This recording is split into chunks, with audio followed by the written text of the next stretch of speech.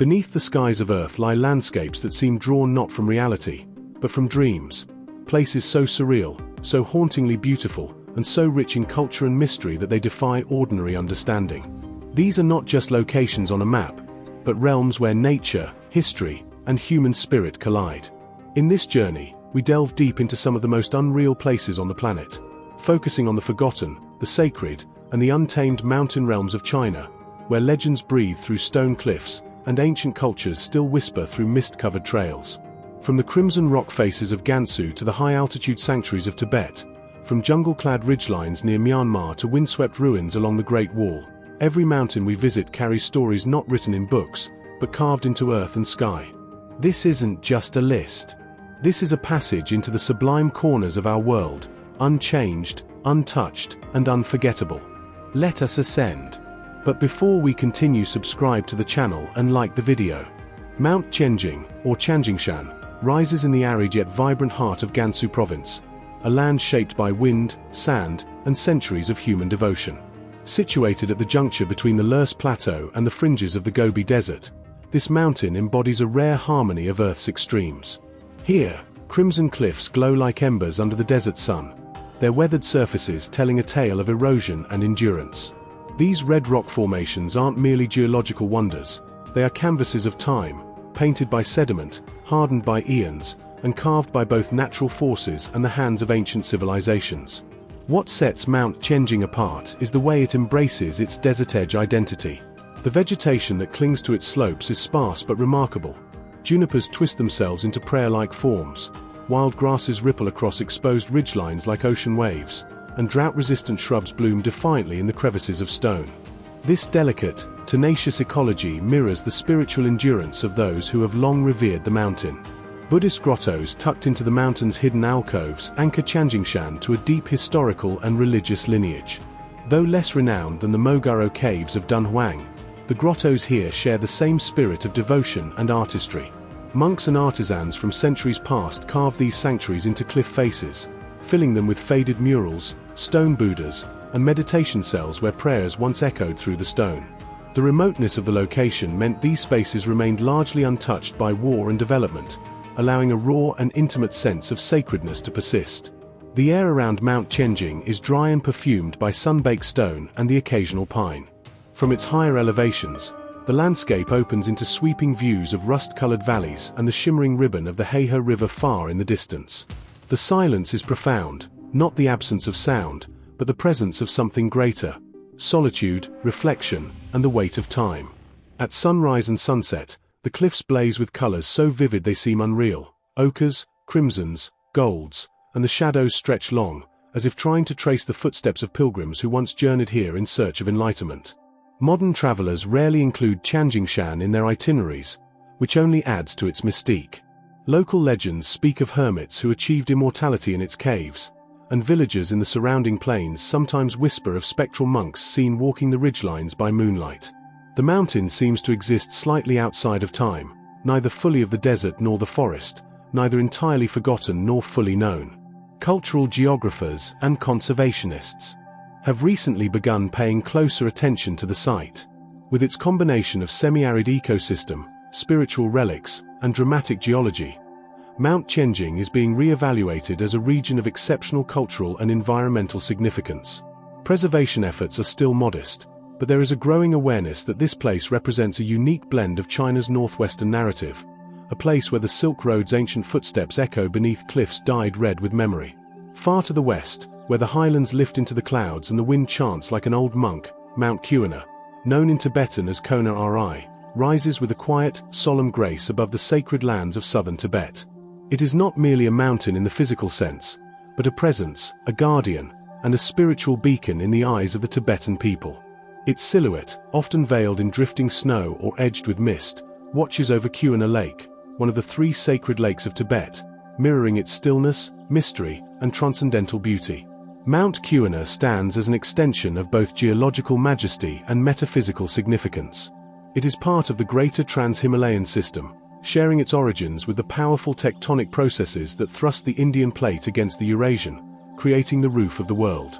But while its birth was violent, its demeanor is meditative.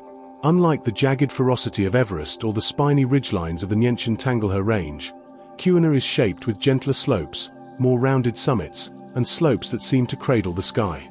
Its snowy ridgelines cascade down like white silk scarves, draped in the ceremonial style of Tibetan kata offerings, and in that visual lies a symbolic link to the sacred. The mountain holds a central role in the religious topography of the region. In Tibetan Buddhism, landscapes are not passive. They are alive with deities, energies, and stories. Mount Cuona is often associated with local mountain spirits and protective deities, believed to inhabit its peaks and command the elements. Pilgrims travel here from distant valleys to circumambulate the mountain, a practice known as Kora, tracing spiritual circuits with prayer wheels in hand and mantras on their lips. Every step around Cuona Ri is a prayer, a submission to something greater, a humble plea for compassion, wisdom, and good karma. This spiritual magnetism radiates into Cuona Lake below, Songompo in Tibetan, a turquoise mirror so pure that clouds hesitate to disturb it. According to local lore, the lake is the earthly eye of a celestial being. Its waters are thought to reveal truths to those in deep meditation, and during auspicious lunar alignments, monks and hermits gather on its shores in silent communion with the divine. The lake and mountain together form a sacred dyad, female and male, water and stone, stillness and height, an elemental union echoed in Tibetan cosmology. The air at this altitude, which often hovers around 4,500 meters above sea level, is astonishingly clear yet difficult to breathe. One's thoughts seem to drift more easily in such thin air. The winds, laden with frost and prayer flags, ripple across open meadows and yak pastures before slamming against the bare flanks of Mount Cuona. Occasionally, you'll see clusters of white chortens, Buddhist shrines, dotting the landscape like ancient constellations made of stone.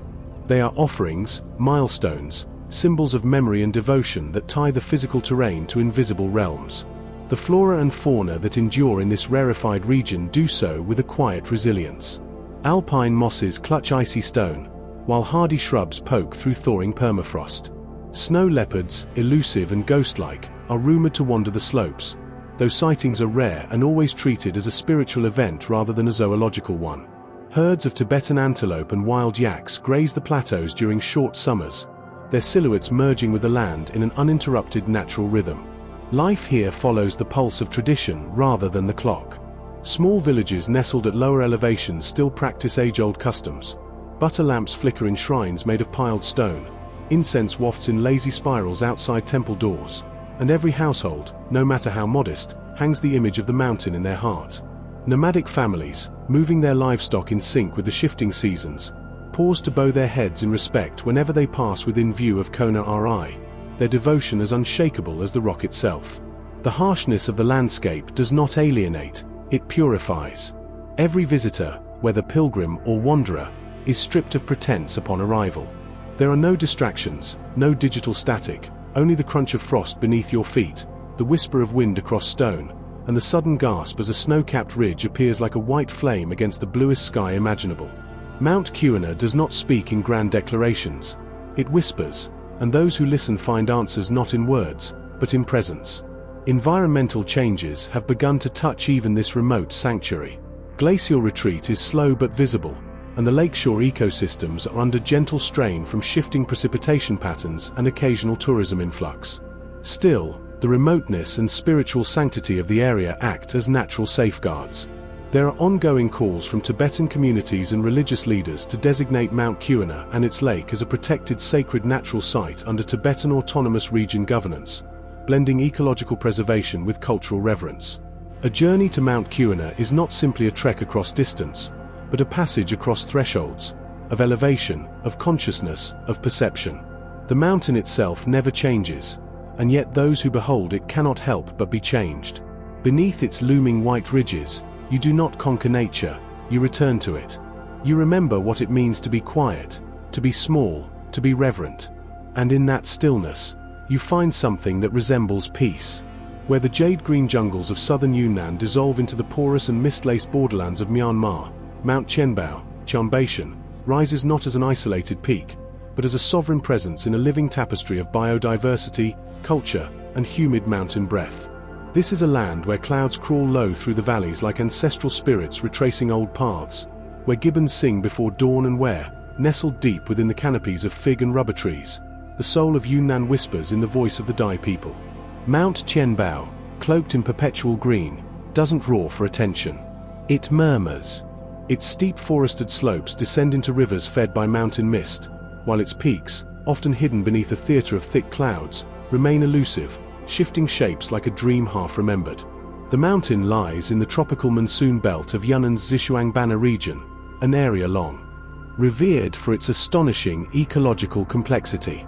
Qianbei, in particular, serves as a natural ark, preserving a rare continuum of plant and animal life that has vanished from much of the planet. The rainforest that envelops Qianbao is alive with symphonies of movement and sound. Towering banyans reach upward through layers of cloud, their roots sprawling into mossy thickets where orchids bloom in secret. Ferns unfurl beneath the shadows of broad-leaved trees, and vine-tangled groves echo with the distant calls of hornbills and macaques. The mountain slopes host dozens of microclimates, each supporting species unique to these latitudes. Among the elusive inhabitants are clouded leopards, red pandas, Asiatic black bears, and hundreds of bird species, many of which are endemic or near threatened. But Qianbei's greatness is not confined to its botanical or zoological magnificence. It is also a spiritual and cultural stronghold, home to generations of the Dai people, one of China's officially recognized ethnic minorities whose cultural roots stretch deep into the tropical soils of Yunnan. The Dai have lived in harmony with Mount Qianbao for centuries, building stilted bamboo houses near riverbeds and conducting daily life by the rhythm of the monsoon and the lunar cycle. Their relationship with the mountain is not one of dominance, but of reverence. To the Dai, Qianbei is more than a mountain, it is a living deity. The forest is its robe, the rivers its veins, the clouds its breath. Local legends speak of forest spirits who dwell in the mountain's heart, watching over animals and people alike. Some stories even say that a sacred Noga, serpent spirit, guards a secret lake at Qianbao's summit, invisible to all but the pure-hearted. Rituals and festivals in the surrounding villages reflect this animistic spirituality. Water splashing ceremonies, ancestor worship, and offerings of rice and incense at mountain shrines are integral to community life. One of the most beautiful cultural intersections here is the harmony between Theravada Buddhism and animist tradition. The Dai people practice a unique blend of both, and the forest of Mount Qianbao has long served as a place of meditation and isolation for monks seeking spiritual clarity. Tiny bamboo hermitages can still be found deep within the jungle trails, some marked by stone lanterns, prayer flags, or statues of the Buddha overgrown with lichen. These humble sanctuaries represent the retreat of the self into the embrace of nature, a quiet rebellion against modern chaos. Qianbei also functions as a hidden corridor, both literal and symbolic, between nations, cultures, and centuries. The proximity to the Myanmar border has made the mountain a silent witness to centuries of trade, migration, and, at times, tension. Ancient paths once used by merchants and herbalists now form hidden jungle trails, known only to locals and forest guides. In recent decades, these routes have also seen cross-border movements of people and ideas, often blurring the cultural line between Dai communities on both sides of the border. The mountain's wealth in medicinal plants further elevates its cultural and scientific value.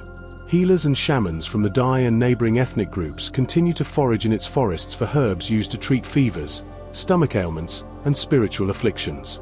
The botanical knowledge encoded in these traditions rivals modern pharmacology in its depth, yet it remains largely undocumented, passed orally from master to apprentice in shadowed huts and forest clearings. Despite its remoteness, Mount Qianbao has not been untouched by external pressures. Illegal logging, poaching, and road construction threaten both its biodiversity and cultural legacy. Efforts have been made by local communities, NGOs, and Chinese environmental authorities to designate portions of the mountain as protected areas. Ecotourism, too, is being cautiously explored as a sustainable alternative to more extractive industries, with small guest houses offering immersive stays in Dai villages and guided treks into the forest led by locals steeped in the lore of the land. But Qianbei remains, for now, largely unspoiled. Its very inaccessibility is its salvation. To reach its heart, one must surrender ambition and embrace humility. The trail winds past cascading jungle waterfalls, over moss-slick stones, and beneath canopies so thick they darken midday into twilight. The scent of wet earth and crushed leaves clings to your every breath, and with each step, the modern world recedes further into silence. Standing atop one of its lesser-known ridges, one might see the forest stretch endlessly, interrupted only by ribbons of cloud and the distant call of a crested serpent eagle. And in that view, in that stillness, lies a truth often forgotten, that the earth, when left to its own ancient rhythms, is not a resource to be consumed, but a sacred mystery to be honored. Mount Tianbao is not for those in search of selfies or summits. It is for those who wish to disappear into green silence, to hear the earth think, to walk beneath trees older than memory. It is a place where cultures endure not in museums but in morning rituals, in harvest dances, in quiet offerings left at root and stone. Here, the mountain does not boast, but it remembers. And if you listen long enough beneath its vines and mists, you too may remember something vital, that to know the land, you must first kneel to it. South of the bustling cobbled streets of Dali ancient town and beyond the popular, postcard-perfect trails that line the northern ridges of the Chongshan Mountains, the landscape slowly grows quieter, wilder, and more intimate. Here begins the south ridge of the Dali Chongshan Range, a lesser-traveled, rough-hewn extension of one of Yunnan's most iconic mountain chains. While the northern face of Chongshan lures tourists with cable cars, manicured trails, and the shimmering blue mirror of Erhai Lake, the southern expanse of this range becomes something else entirely. A solitary realm of deep forests, rocky spines, shadowed ravines, and the remnants of a more ancient relationship between humans and the mountain. The south ridge of Chongshan is not just a geographical transition, it is a psychological one. The air grows denser with pine and fir, the paths narrow into goat trails, and the silence becomes more complete. What the northern peaks offer in ease and views, the southern slopes counter with challenge and immersion. The cliffs here are steeper, the rock faces raw and uncut, the moss darker and thicker. Mist rolls across the higher passes like a silk shroud drawn from one valley to the next, veiling the granite tors and making each glimpse of sky or summit feel earned. This part of the range is deeply connected to the spiritual and ecological rhythms of Yunnan. The Chongshan Mountains themselves are sometimes referred to in ancient Chinese texts as the Azure Mountains, their peaks said to cradle the very breath of the heavens. While modern Dali has become a thriving hub of tourism and art, the southern portion of Chongshan holds tightly to the past. Buddhist hermitages cling precariously to cliffsides, many long abandoned and half swallowed by vines. Shrines made of stone and wood, simple, weather-worn, marked with prayer flags and old incense ash, appear suddenly along the trail, as though summoned from the mist. These are not temples built for ceremony or spectacle, they are shelters for the spirit, places where monks once spent decades in solitude, searching for answers in the rhythm of wind and the silence of pine. The vegetation here is a complex tapestry of subtropical and alpine species. Lower down, thickets of camellia and rhododendron bloom in bursts of red and white, while higher up, evergreen forests give way to high meadows strewn with wildflowers, delicate purples, oranges, and yellows that dance in the mountain breeze. Streams tumble down from hidden snowmelt springs, forming cascades that echo through narrow gorges before vanishing into thick moss-carpeted woods. These waters feed not just the land but the lives of countless creatures. Barking deer, masked civets, and a dazzling array of birds, from laughing thrushes to golden pheasants, all call the South Ridge home. While hikers flock to the main Chongshan Trail Loop for its relative ease and access to the famous Qingbi Stream and the Jade Cloud Road, few venture far into the southern spine. The terrain grows unpredictable, trails vanish into underbrush, and steep scree slopes demand both strength and resolve. There are no shops, no rescue stations, no paved paths. This is Chongshan in its rawest form. But for those who come prepared, the rewards are vast. The views from these southern ridges stretch across a landscape less seen, toward the remote villages of Yunlong and deeper into the mountains that separate Yunnan from Myanmar. On a clear day, one can see layer upon layer of peaks fading into the haze of the distant horizon, each one a line in a poem too vast for words. The cultural heartbeat of the region still pulses through these forgotten slopes. Shepherds from the Bai ethnic group, whose traditional white clothing and elaborate silver jewelry reflect their deep connection to the mountains, move their herds along ancient routes etched into the earth long before modern maps. Their songs, sung in the Bai language and carried by the wind, speak of harvests, seasons, and the spirits of the land. Unlike the more Han-influenced northern areas of Dali, the South Ridge retains a stronger imprint of minority traditions, unfiltered and passed through generations of quiet mountain living. In this remote terrain, Time does not move by the hour but by the shadows of clouds and the call of birds. Villages nestled at the foot of the ridge still draw water from mountain springs and live in sync with the lunar calendar. During certain months, sacred rituals are conducted high in the mountains to honor deities of water, stone, and wind. Shaman priests climb the slopes with offerings, grains, spirits, the smoke of aromatic herbs, and conduct ceremonies beneath ancient trees that are believed to be inhabited by mountain gods. These are not performances, but acts of survival, devotion, and deep respect for the living land.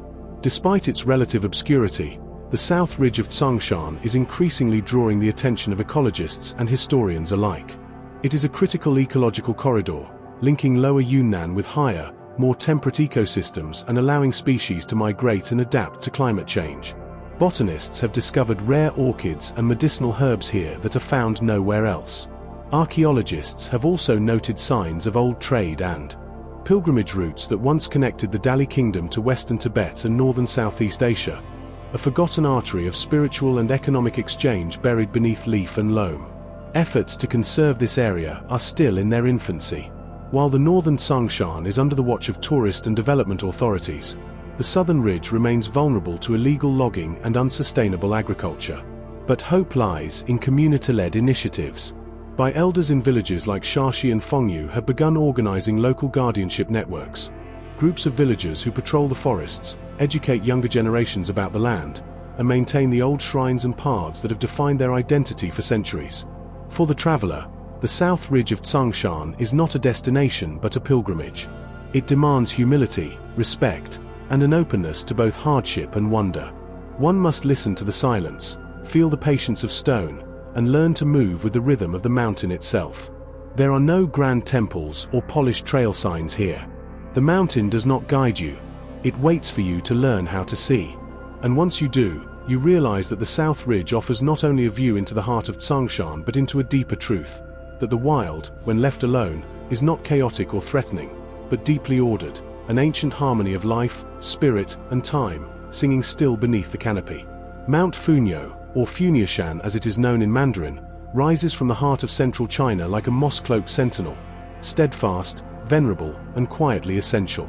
It forms the eastern tail of the immense Qinling mountain system, one of the most historically and ecologically significant mountain chains in all of China. While the Qinling Range itself has long served as the great natural boundary between northern and southern China, dividing climates, cultures, species, and even dialects, Funyashan stands as a concentrated reflection of that division.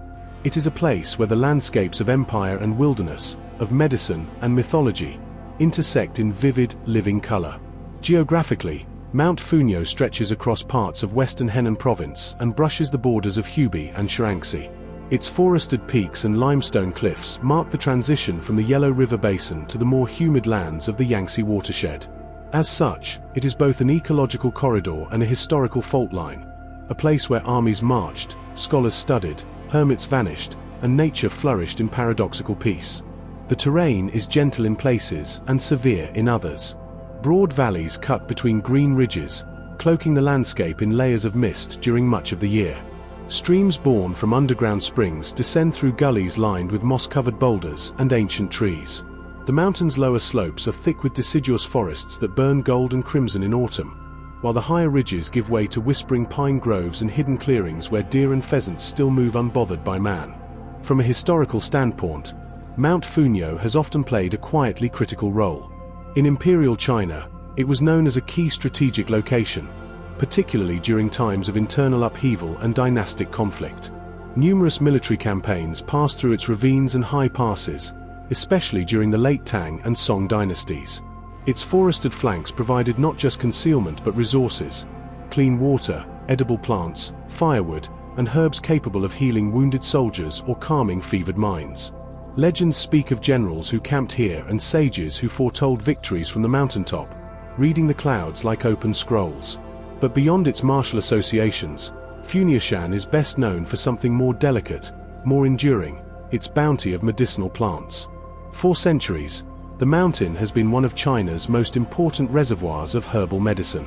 It is a cradle of traditional Chinese pharmacology, with an astonishing variety of flora that have been used in healing practices since ancient times. Ginseng, angelica root, dangui, Chinese skullcap, and the elusive cordyceps fungus are just a few of the treasures that grow on its slopes. Herbalists from as far away as Hangzhou and Chengdu once traveled here during the spring and autumn harvests, often spending months collecting, preparing, and studying these natural remedies. Today, the mountain is still dotted with quiet gathering stations, simple wooden huts and bamboo racks used to dry herbs in the open air. Many villages around Fujianshan base their entire economic and cultural lives around the plant cycles, passing down knowledge through generations not just in words, but in ritual, observation, and deep communion with the land. These communities often share a dual spiritual allegiance to Taoism and Buddhism, both of which hold deep respect for the mountain's energies. Numerous small temples are tucked into its cliffs and valleys, some so hidden they appear only to those who already know where to look. The Funyo Temple, perched on a quiet ridge overlooking the southern foothills, is among the most venerated.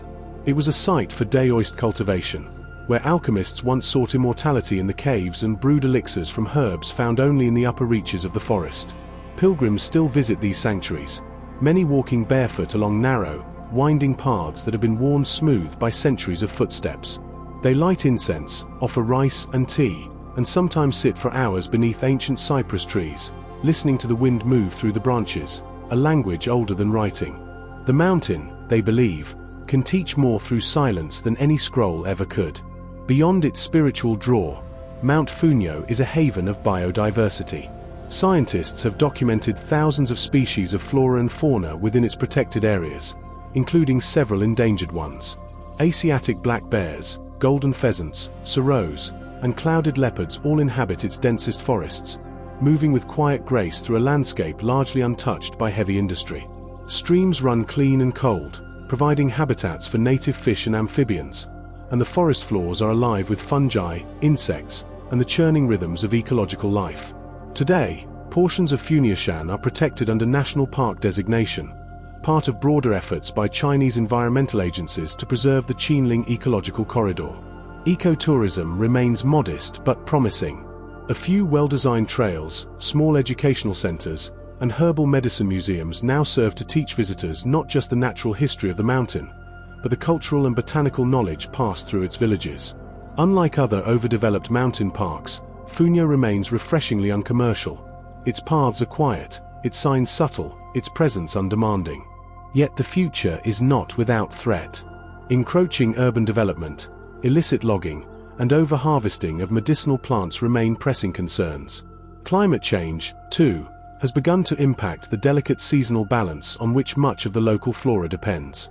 Some rare herbs now flower earlier or in smaller quantities, challenging harvesters who rely on generations-old knowledge calibrated to older rhythms. Conservationists are working with local communities to adapt and innovate, mapping new growth cycles, protecting vulnerable areas, and encouraging youth to see value in traditions that once risked fading into obscurity. For those who find themselves walking along Fujianshan's forgotten ridges, the experience is often transformative. It is not a place that shouts its magnificence, it breathes it. You feel it in the coolness of a shaded stream, in the scent of freshly broken herb stems, in the sudden stillness that descends as the wind dies and the forest listens. Here, nature is not a backdrop to human drama.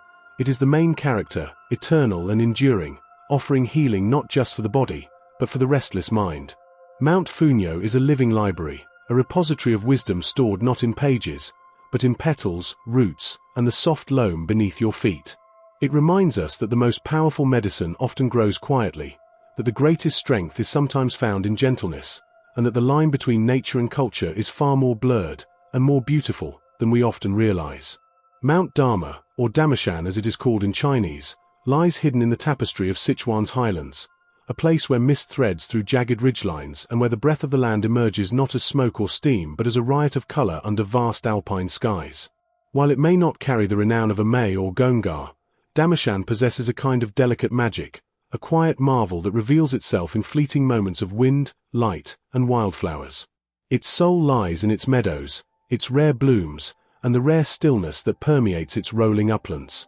This mountain is, quite literally, a garden of the gods. What sets Mount Dharma apart is its almost mythical association with a wild blue poppy, a flower as rare as it is beautiful, and as fragile as it is resilient.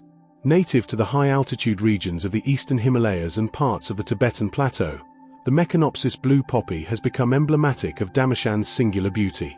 Each summer, when the snow finally yields to sun, the meadows erupt in a sea of shimmering blue petals, each one soft as silk and radiant like sapphire flame.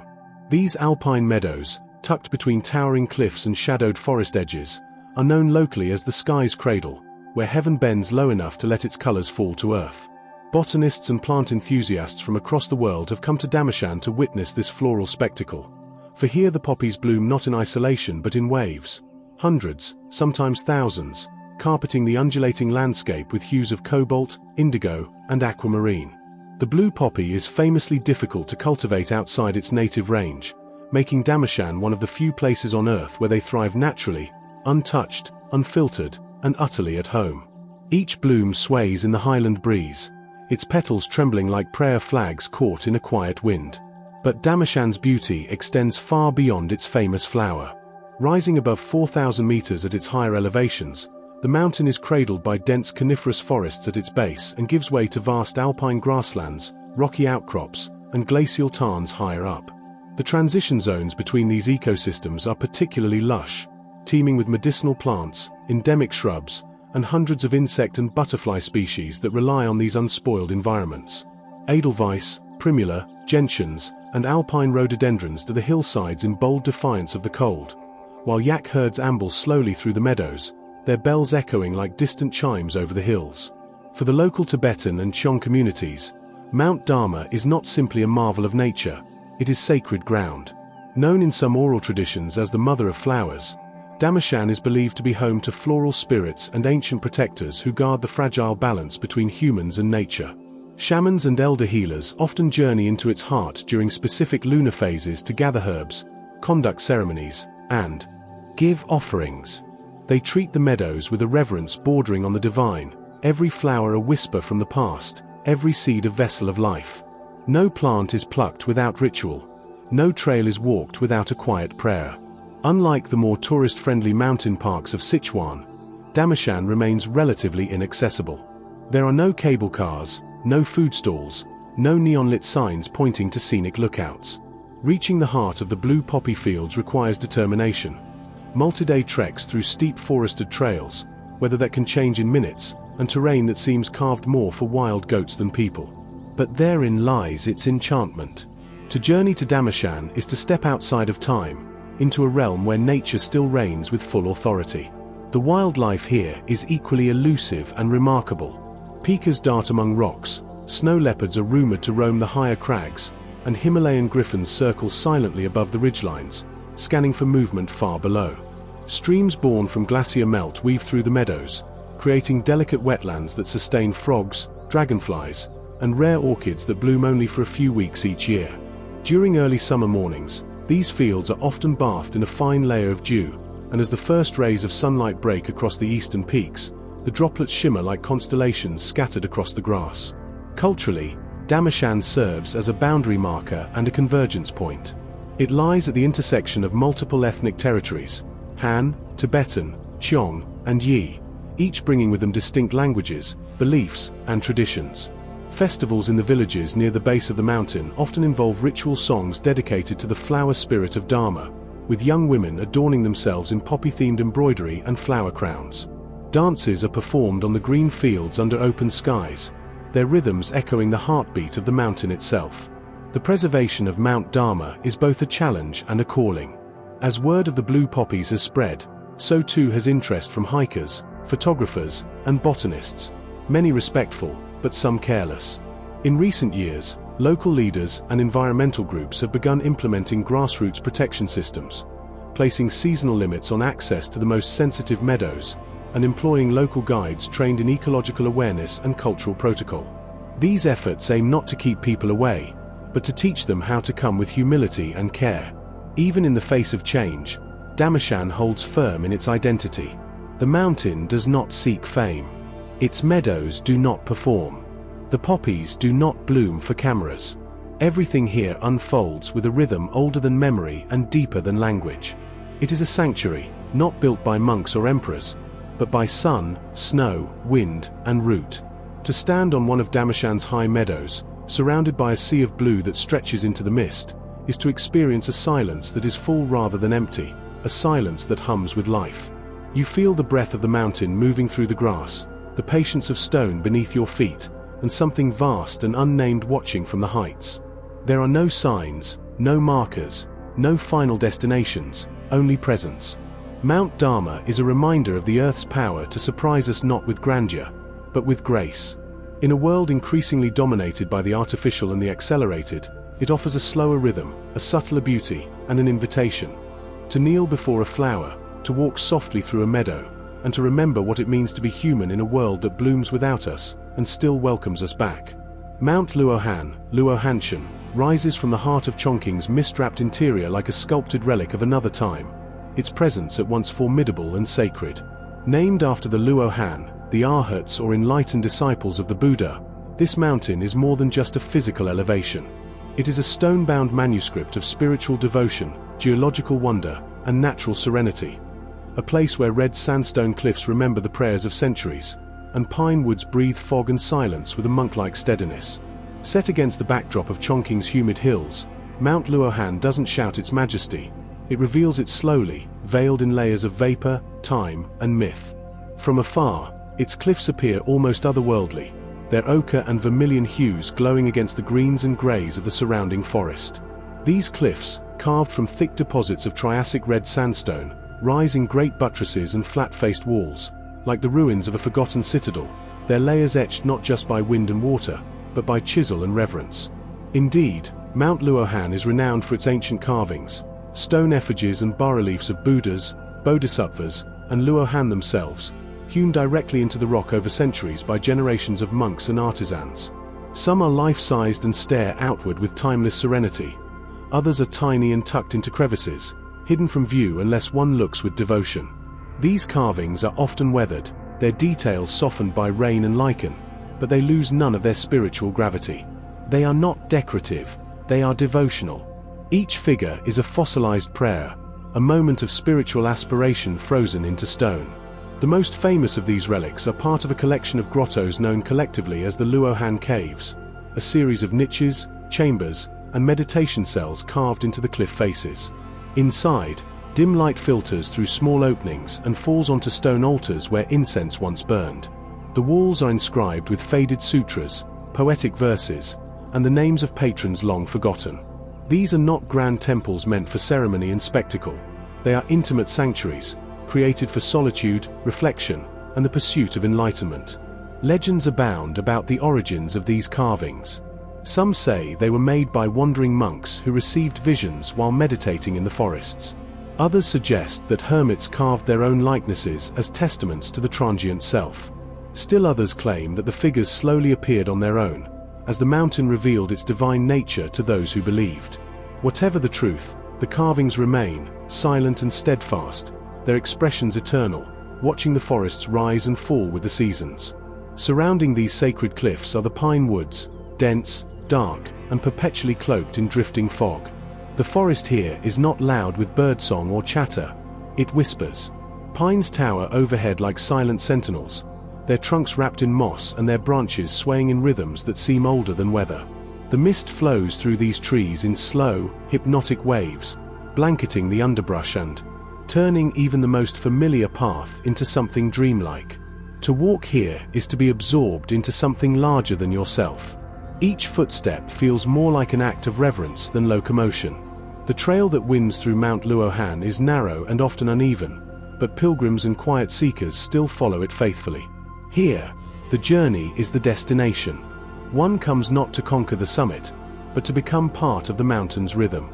Along the way, you'll find small stone pagodas nestled into clearings, their simple shapes softened by moss and time. At certain bends, if the fog breaks just so, you can catch a glimpse of the Yangtze River curling in the valley below, its silver surface reflecting the same grey sky that cradles the cliffs. Mount Luohan is also deeply embedded in the cultural identity of the local people. Surrounding villages still hold seasonal festivals dedicated to mountain spirits and Buddhist saints, with rituals passed down through countless generations. During the Ghost Festival, offerings are made at the base of the mountain: rice, fruit, incense, and paper lanterns that float skyward like soft stars. Old women chant sutras while younger villagers bow in silence, seeking blessings for harvests, health, and harmony. The mountain, in these moments, is not just scenery. It is a participant in human life, an ancestor of stone and cloud. In recent decades, parts of Luohanshan have been designated as protected heritage and ecological zones, both for their spiritual relics and their fragile forest ecosystem. Conservation efforts have focused on maintaining the integrity of the ancient carvings and preventing the overgrowth of ivy and moss from damaging the more exposed faces. Ecologists have also taken interest in the mountain's rich biodiversity. These foggy pine woods support a microclimate that nourishes unique ferns, lichens, and fungal species, as well as rare birds like the crested ibis and the forest partridge. Still, the mountain has not escaped the pressures of the modern world. Illegal logging, unsanctioned construction, and even graffiti have left scars in the more accessible regions. There is a constant tension between preservation and accessibility, between welcoming those who seek the mountain's wisdom and shielding it from those who would merely exploit its image. Community-driven efforts, led by monks and local villagers alike, have emerged to guide sustainable visitation and reassert the mountain's sacred identity. What Mount Luohan ultimately offers is not a spectacle, but a retreat. It draws those weary of noise and distraction, those seeking not entertainment but encounter. Here, the mountain becomes a mirror, its silence echoing your inner noise, its stillness challenging your pace, its carvings confronting your impermanence. You leave not with photographs, but with impressions, the feel of cold stone beneath your palm, the scent of pine and damp soil, the sound of wind caught in prayer flags, the presence of something vast and quiet watching from behind a carved gaze. To stand before one of the Luohan statues, half shrouded in fog, is to feel time dilate. You understand, in that moment, that this place was not made for you, and yet it welcomes you. The mountain is not a stage, it is a sacred space, a place where stone remembers the soul, where wood and mist carry the voices of the past, and where silence, if you let it, can teach you something forgotten. Mount Luohan does not insist. It waits. And when you finally hear it, not with your ears but with your spirit, you realize you've heard it all your life. Mount Miaolingshan, emerges not as a singular peak, but as an intricate weave of forest-cloaked karst ridges, where the land itself seems to undulate like the folds of a living tapestry. Located deep in the interior of Guizhou province, this mountain range is both wild and sacred, a labyrinth of limestone cliffs, echoing caves, and mist-fed valleys where nature and culture dance in seamless synchrony. Here, the very earth breathes with song, story, and spirit, echoing with the ancestral pulse of the Miao people, who have called these highlands home for countless generations. Unlike the soaring, snow-laced peaks of Tibet or the granite battlements of Huangshan, Miaolingshan is intimate, rugged, and full of secret corners. Its landscape is defined by karst topography, dramatic formations of weathered limestone sculpted by eons of wind and water into towers, sinkholes, caves, and knife-edged ridges. These formations rise out of dense subtropical forests like forgotten monuments, each one bearing the trace of ancient rainfall, each a monument to impermanence shaped over ages into permanence. The forest that blankets the range is dense and untamed, an ever-changing canopy of oaks, pines, laurels, and camphor trees threaded with lianas and shrouded in fog. But it is the cultural resonance of Mount Miaoling that gives it a life all its own. The Miao people, one of China's largest and most distinctive ethnic minorities, have lived in harmony with this land for centuries, their villages perched on terraced hillsides, their rituals rooted in the earth beneath their feet. Here, the mountain is not a backdrop to human life, but an active participant in it. It sings through their flutes, weaves through their embroidery, and echoes in their oral histories, which are passed from grandmother to granddaughter like precious heirlooms. The Miao see the mountain not merely as terrain, but as a sentient being, a guardian and witness to their triumphs and tribulations. Legends abound, of dragon kings sleeping beneath the limestone hills, of ancestors who rode birds of fire into the clouds, of spirits that dwell in the caves and watch over crops and kin. Each hill, each spring, each bend in the path has a name, a story, a place in the greater memory of the people. The most sacred groves are often marked with red ribbons or paper charms, modest yet powerful signs of reverence. Outsiders may walk through them unaware, but for those who know, these spaces are woven with presence. One of the most remarkable cultural practices still preserved in Miaolingshan is the ancient art of dongbu, or wood drumming. In some Miao villages, these great drums, hewn from hollow logs and suspended in sacred towers, are used to communicate between mountaintop communities. Their deep, resonant tones echo across valleys and ridges, relaying messages of celebration, mourning, or warning. These sounds, reverberating through mist and canopy, are more than communication. They are a form of communion, binding villages together across space and time. Mount Miaoling's forests are also a living apothecary. The Miao have cultivated an extensive body of medicinal knowledge tied directly to the mountain's flora. Herbalists, often elderly women or shamans known as Barpa, harvest roots, barks, and blossoms from deep within the forest to treat ailments ranging from fevers to emotional imbalance.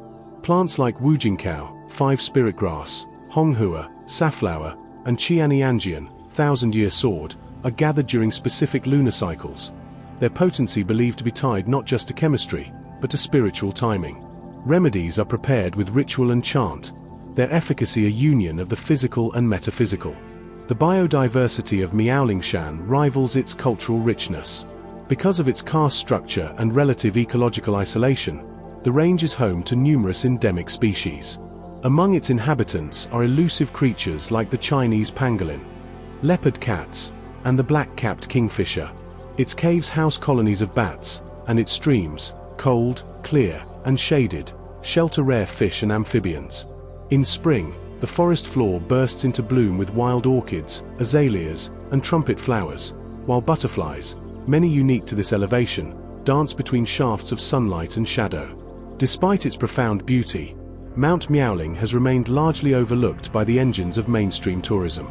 This has been a blessing in many ways, preserving the sanctity of its villages and ecosystems, but it also leaves the region vulnerable to exploitation.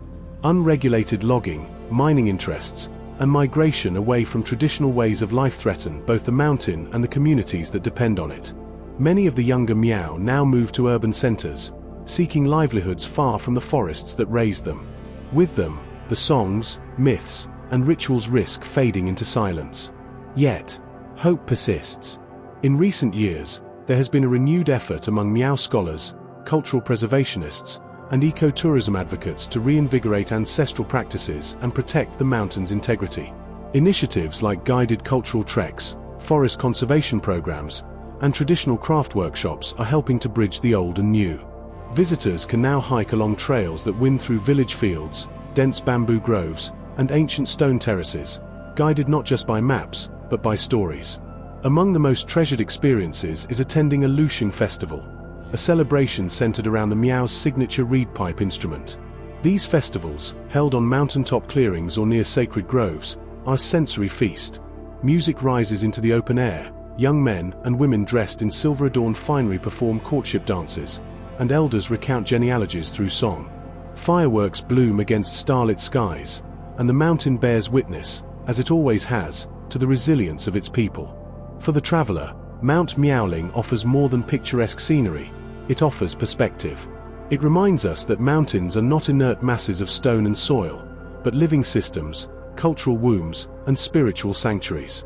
Here, the earth doesn't just hold people, it shapes them, feeds them, teaches them how to endure. To walk through Miaolingshan is to enter a world textured by moss and memory. Each limestone outcrop is a page in a book still being written. Each echo from a valley carries 1,000 years of life.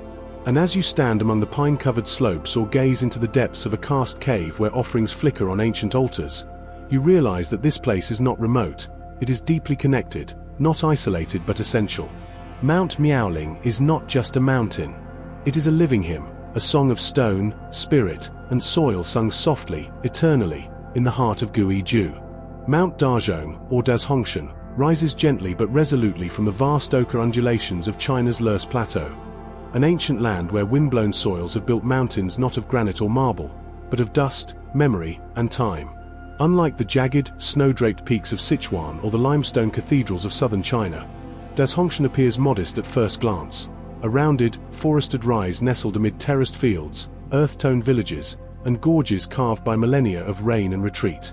But beneath this humble silhouette lies one of Sharangs's best-kept secrets, a mountain cloaked in myth, revered in local folklore, and rooted in a landscape where history feels thick in the air.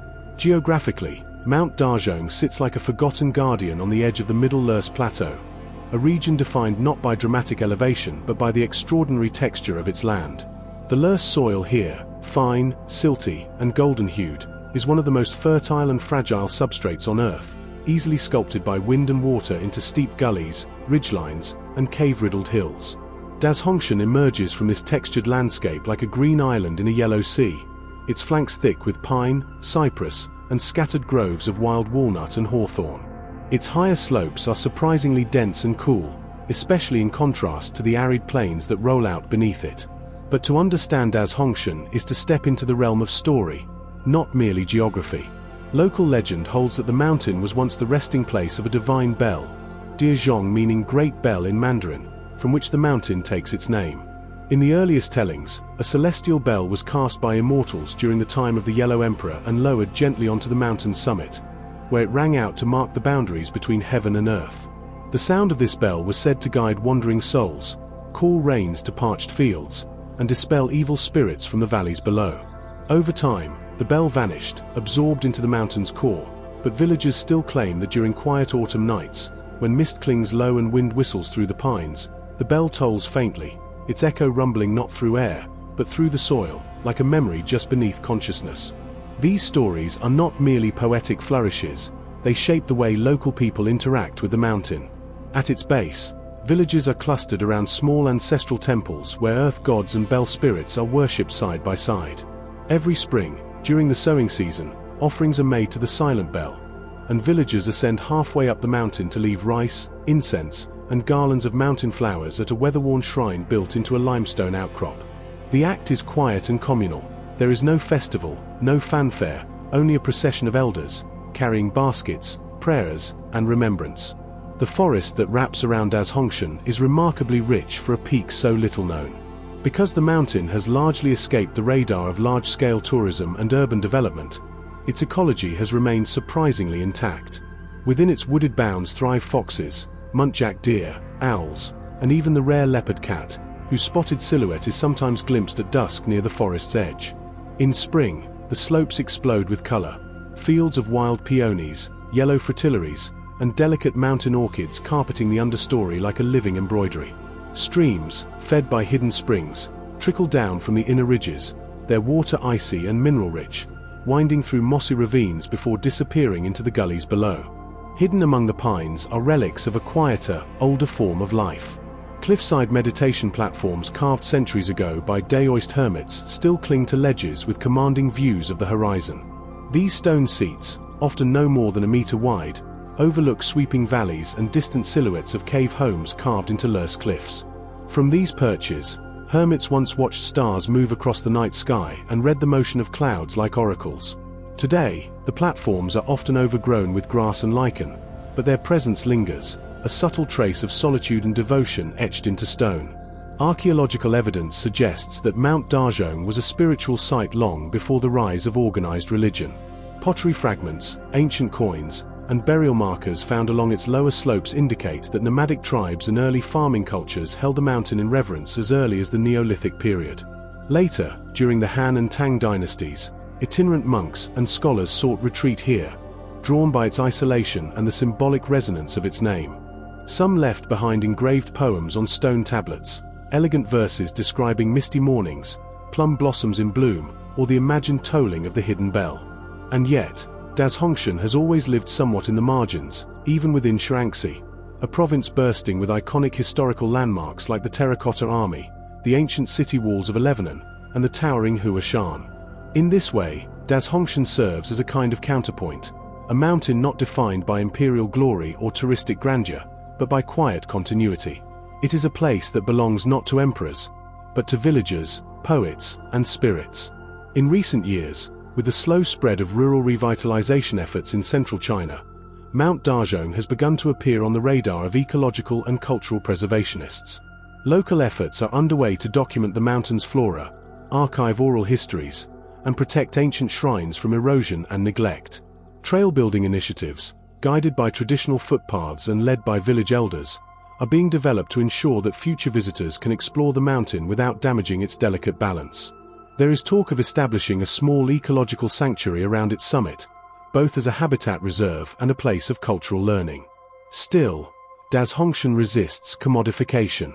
Its allure is not in vistas or challenge, but in mood, in the way its mists move like breath over soil, in the way silence pools beneath its canopy, in the way time seems to curve and settle gently there, like dust in an old room. To hike Dazhongshan is to travel through a landscape of texture and tone, where each step brings you closer not to a climax, but to a kind of quiet truth. You might reach a ridge where the trees part and a gust of wind rises from the valley below, carrying the scent of earth and the far-off clink of goat bells. You pause, feeling as though something has just passed behind you, just out of sight. The villagers would tell you that this is when the bell is most likely to ring, not for the ears, but for the heart. Mount Dazhong is not a destination to be consumed. It is a conversation to be entered, a story to be joined. It reminds us that not all sacred places shout their holiness. Some whisper it through pine needles, through folklore, through soil that remembers every footstep taken upon it. Mount Marzong, Meizingshan, rises like a fossilized wave at the edge of the Gobi Desert in far western Gansu, where the arid winds of time carve the earth into something prehistoric, poetic, and hauntingly still. This is a land shaped not by forests or rivers, but by the breathless passage of eons, wind, dust, and the slow turning of the earth. Here, in the lonely expanse where China brushes the borders of Mongolia, Mount Marzong reigns not in height but in age, not in verdure but in what it preserves, an archive of ancient life etched in stone, laid bare in a landscape that seems almost extraterrestrial. Unlike the densely wooded ranges of Sichuan or the mist-veiled cliffs of Guizhou, Meizingshan is raw and skeletal. Its hills and ridges, painted in layers of ochre, crimson, slate grey, and pale gold, stretch across a near waterless expanse of badlands and gravel plains. Vegetation is sparse, just occasional tufts of desert grass, thickets of hardy shrubs, and the spiny silhouettes of drought-resistant tamarisks. But what the mountain lacks in greenery, it makes up for with a haunting kind of beauty. Sweeping silence, geological grandeur, and the uncanny presence of the ancient past everywhere. Geologically, Meizingshan belongs to a series of desert ridges formed by tectonic activity and shaped over millions of years by wind erosion. It is part of a broader basin, once a vast inland sea, where sedimentation created layers of fine-grained rock perfect for fossil preservation. Over time, as waters receded and plate shifts raised the land, the buried secrets of ancient eras began to re-emerge, washed and scoured into view by sandstorms and rainless winds. As such, the region surrounding Mount Marzong has become one of China's most important paleontological sites, particularly for its extraordinary deposits of Mesozoic fossils. Here, the earth reads like a stratified scroll of prehistoric life. Entire dinosaur skeletons have been unearthed from the flanks of Meizingshan, some so intact that their postures still suggest movement. Among the most significant discoveries was the Meizingshanensis, a genus of hadrosaurid, or duck-billed, dinosaur, named after the mountain itself. This herbivorous giant once roamed the region when it was humid and green, feasting on ferns and conifers in a world utterly alien to the desertscape we see today. Paleontologists have also found fossilized fish, turtle shells, primitive mammals, and even the delicate imprints of ancient ferns and cycads preserved in iron-red shale. It's a place where science and silence meet. There are no crowds here, no souvenir stalls or concrete pavilions. Just windswept ridges, rock slabs dusted with millennia, and a silence so complete it magnifies every crunch of gravel underfoot. To walk in the shadow of Meizingshan is to feel the weight of time not as an abstraction, but as something tactile. The stones themselves seem to hum with the memory of vanished worlds. But beyond its scientific allure, Mount Marzong holds deep cultural significance as well, particularly among the ethnic Mongol herders who inhabit the surrounding deserts and grasslands. In local folklore, the mountain is seen as a sleeping dragon, the guardian of ancient spirits who once ruled the land in forms both monstrous and divine. Stories are told of fossilized bones found protruding from hillsides, believed not to be dinosaurs but the remnants of sky beasts slain by thunder gods. Children are taught to approach the mountain with reverence, not curiosity. Fossils, though collected by scientists, are seen by locals as sacred relics, and many are reluctant to disturb what the earth has hidden for so long. In some traditions, Meizingshan is said to be the final resting place of sun warriors, legendary ancestors who retreated into the desert to die beneath the open sky. Their spirits are believed to drift with the wind, watching over the shifting sands and guiding lost travelers. Some herders still leave offerings, milk, dried meat, or plumes of horsehair, at solitary cairns near the mountain's edge, hoping for protection during long journeys across the desert plain. The environment surrounding Meadows is stark but not lifeless. The adjacent areas include stretches of the Meadows National Nature Reserve, established in part to protect the region's unique desert ecology.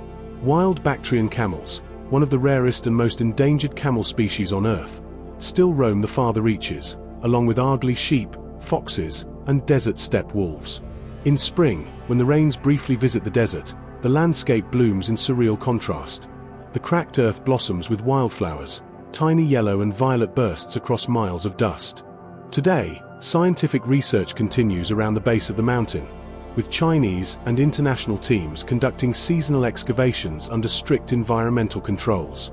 Small field stations, modular and temporary, are established during digging season, where fossils are carefully extracted, catalogued, and transported to museums for study.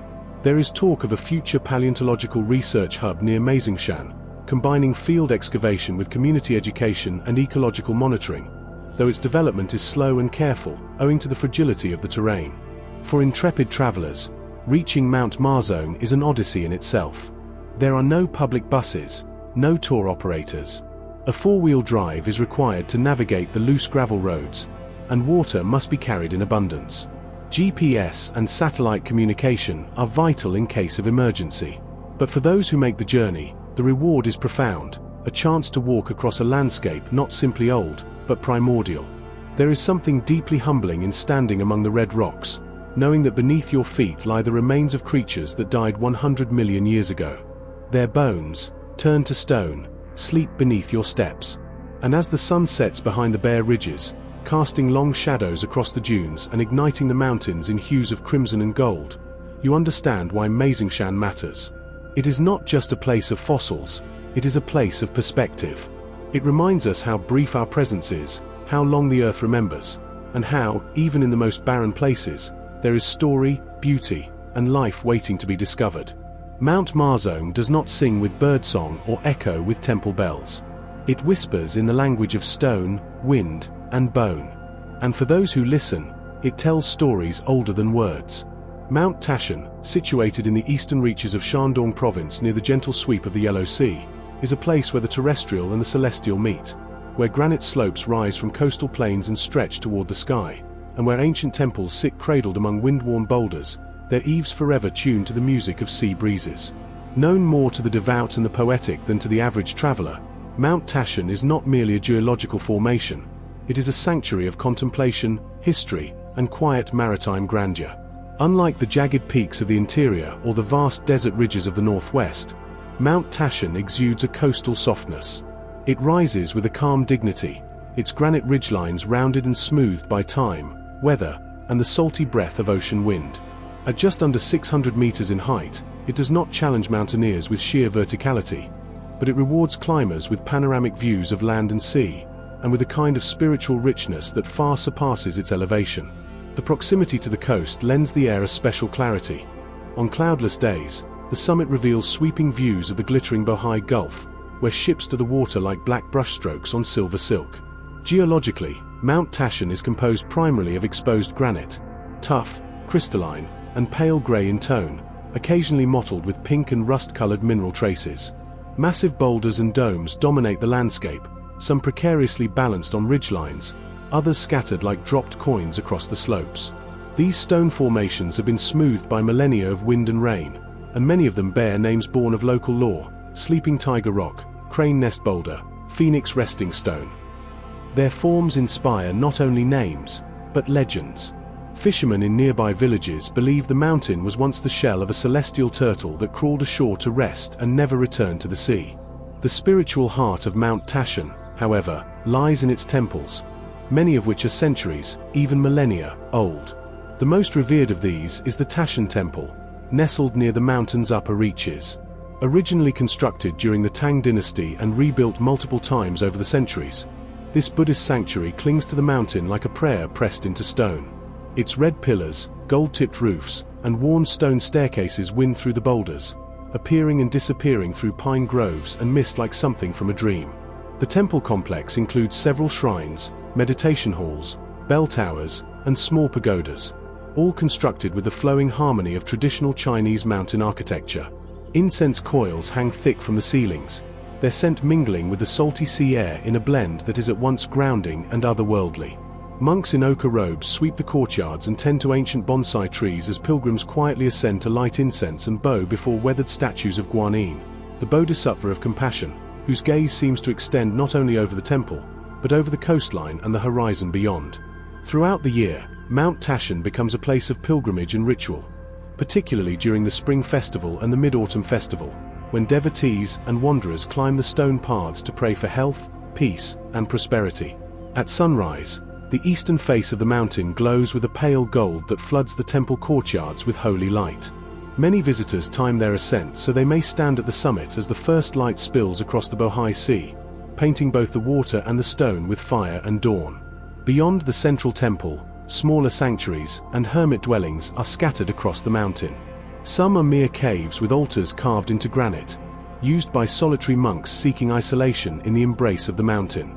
Others are small, unmanned pavilions surrounded by wildflowers and the hum of bees, offering simple shelter to those who come to read, pray, or rest beneath pine trees twisted by centuries of wind. The presence of these hidden structures turns every footpath into a journey of discovery. The ecology of Mount Tashan, while shaped by the mountain's proximity to the coast, is surprisingly rich. Hardy pine forests cling to the slopes, their roots winding deep into stone fissures. Bamboo groves grow in sheltered gullies, rustling like water when the wind rushes through them. Wildflowers bloom in spring, vibrant purple irises, yellow orchids, and small white daisies, all attracting bees, butterflies, and the occasional songbird. In the evenings, owls can be heard calling across the ridges, and foxes sometimes appear near the base of the mountain, darting through the brush as twilight descends. Local communities regard Mount Tashan with deep cultural affection. Many of the seaside villages nearby trace their ancestry to fishermen and sailors who believed the mountain protected them on long voyages. Generations have told stories of luminous lights seen on the summit during stormy nights, interpreted variously as spirits, guardian deities, or ancestral beacons. Children are told that if they listen closely while on the mountain, they might hear the voice of the sea carried inland by the wind, whispering old songs and saltborne blessings. Cultural festivals sometimes center around the mountain itself. The Tashan Cultural Festival, a recent but meaningful addition to local tradition, brings together artists, monks, historians, and villagers in a celebration of the mountain's legacy. Poets read verses under stone pavilions. Tea ceremonies are held beside springs said to be sacred. Local calligraphers and painters use the mountain's views as inspiration, capturing its interplay of mist and rock, shrine and sky, in bold black ink or delicate watercolor washes. As modernization slowly encroaches upon rural Shandong, Mount Tashan has thus far retained much of its timeless atmosphere. Conservation efforts, driven by both monastic orders and regional cultural departments, aim to protect its temples, restrict overdevelopment, and promote sustainable tourism. The mountain is now part of a provincial scenic zone, with limited traffic and ecologically sensitive pathways designed to allow access without intrusion. Many of the climbing routes are still composed of hand-cut stone steps, winding thoughtfully through the terrain rather than over it. There is a rhythm to this mountain, a calm cadence of wind in trees, waves crashing distantly on the coast, prayer beads clicking softly in the hands of a monk, and the occasional echo of a temple bell ringing across the valley like a slow heartbeat. For visitors, it is a place to slow down, to breathe deeply, to find stillness in a world that moves too fast. Mount Tashan teaches not through spectacle but through serenity. It invites you not to conquer it, but to be quiet in its presence, to allow its sea breezes and granite stillness to wash over your spirit. As you sit on a sun-warmed boulder at the summit, with the roofs of distant temples glowing below and the vast shimmer of the yellow sea unfurling toward the horizon, you feel time begin to stretch, like the tide, like a chant, like the breath of a mountain that remembers what the world has forgotten. Mount Jiucaiping, rising with unassuming majesty from the rugged edges of the Guizhou plateau, is a crown of green atop a highland kingdom, where earth and sky meet in wide, unbroken horizons. As the tallest peak in the entire province of Guizhou, it stands not as a forbidding summit, but as an open expanse, its slopes swathed in vast grasslands, wildflower meadows, and rolling ridgelines that seem to float above the clouds.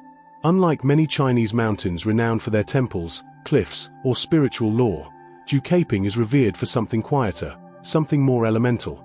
Its wind-swept openness, its ethereal beauty, and its rare communion between earth and sky.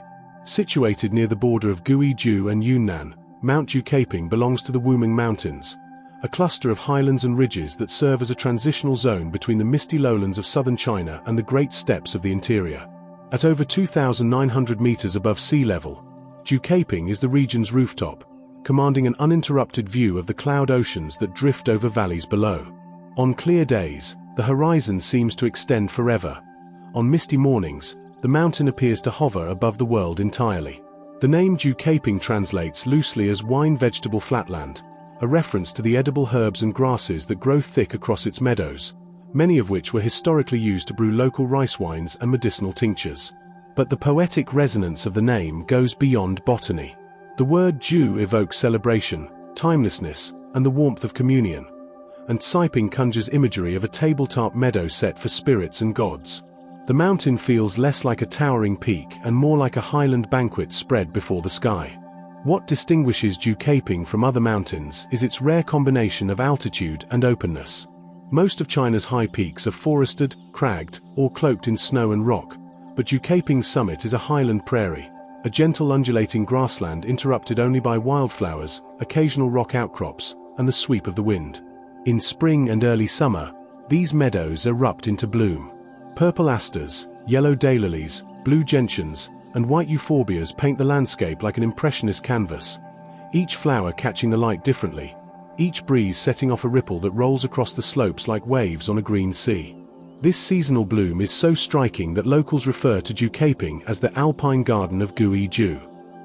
For a few short weeks each year, hikers, photographers, and flower lovers ascend in droves to witness the great bloom, particularly during May and June.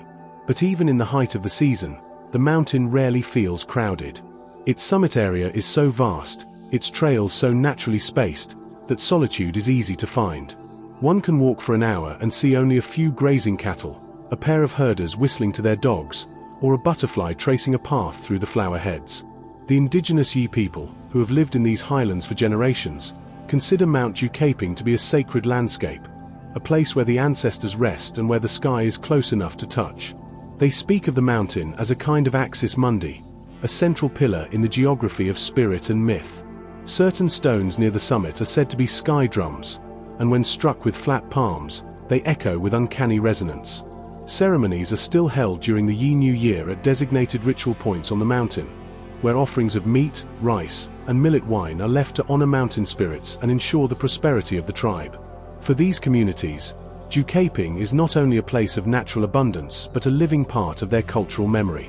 The herders sing ancient songs passed down through oral tradition, verses that describe the blooming of the meadows, the migration of clouds, and the voices of ancestors carried in the wind. These songs are often sung without instruments, just human voice meeting mountain air, dissolving into the high silence like snowflakes into a stream. The ecological richness of Jiucaiping has attracted the attention of conservationists as well. The mountain is a natural refuge for dozens of rare alpine plant species and supports a healthy population of highland insects, birds, and small mammals. In recent years, researchers have also identified several species of high-altitude amphibians and endemic orchids unique to this zone, species which depend entirely on the undisturbed balance of grassland, temperature, and seasonal moisture.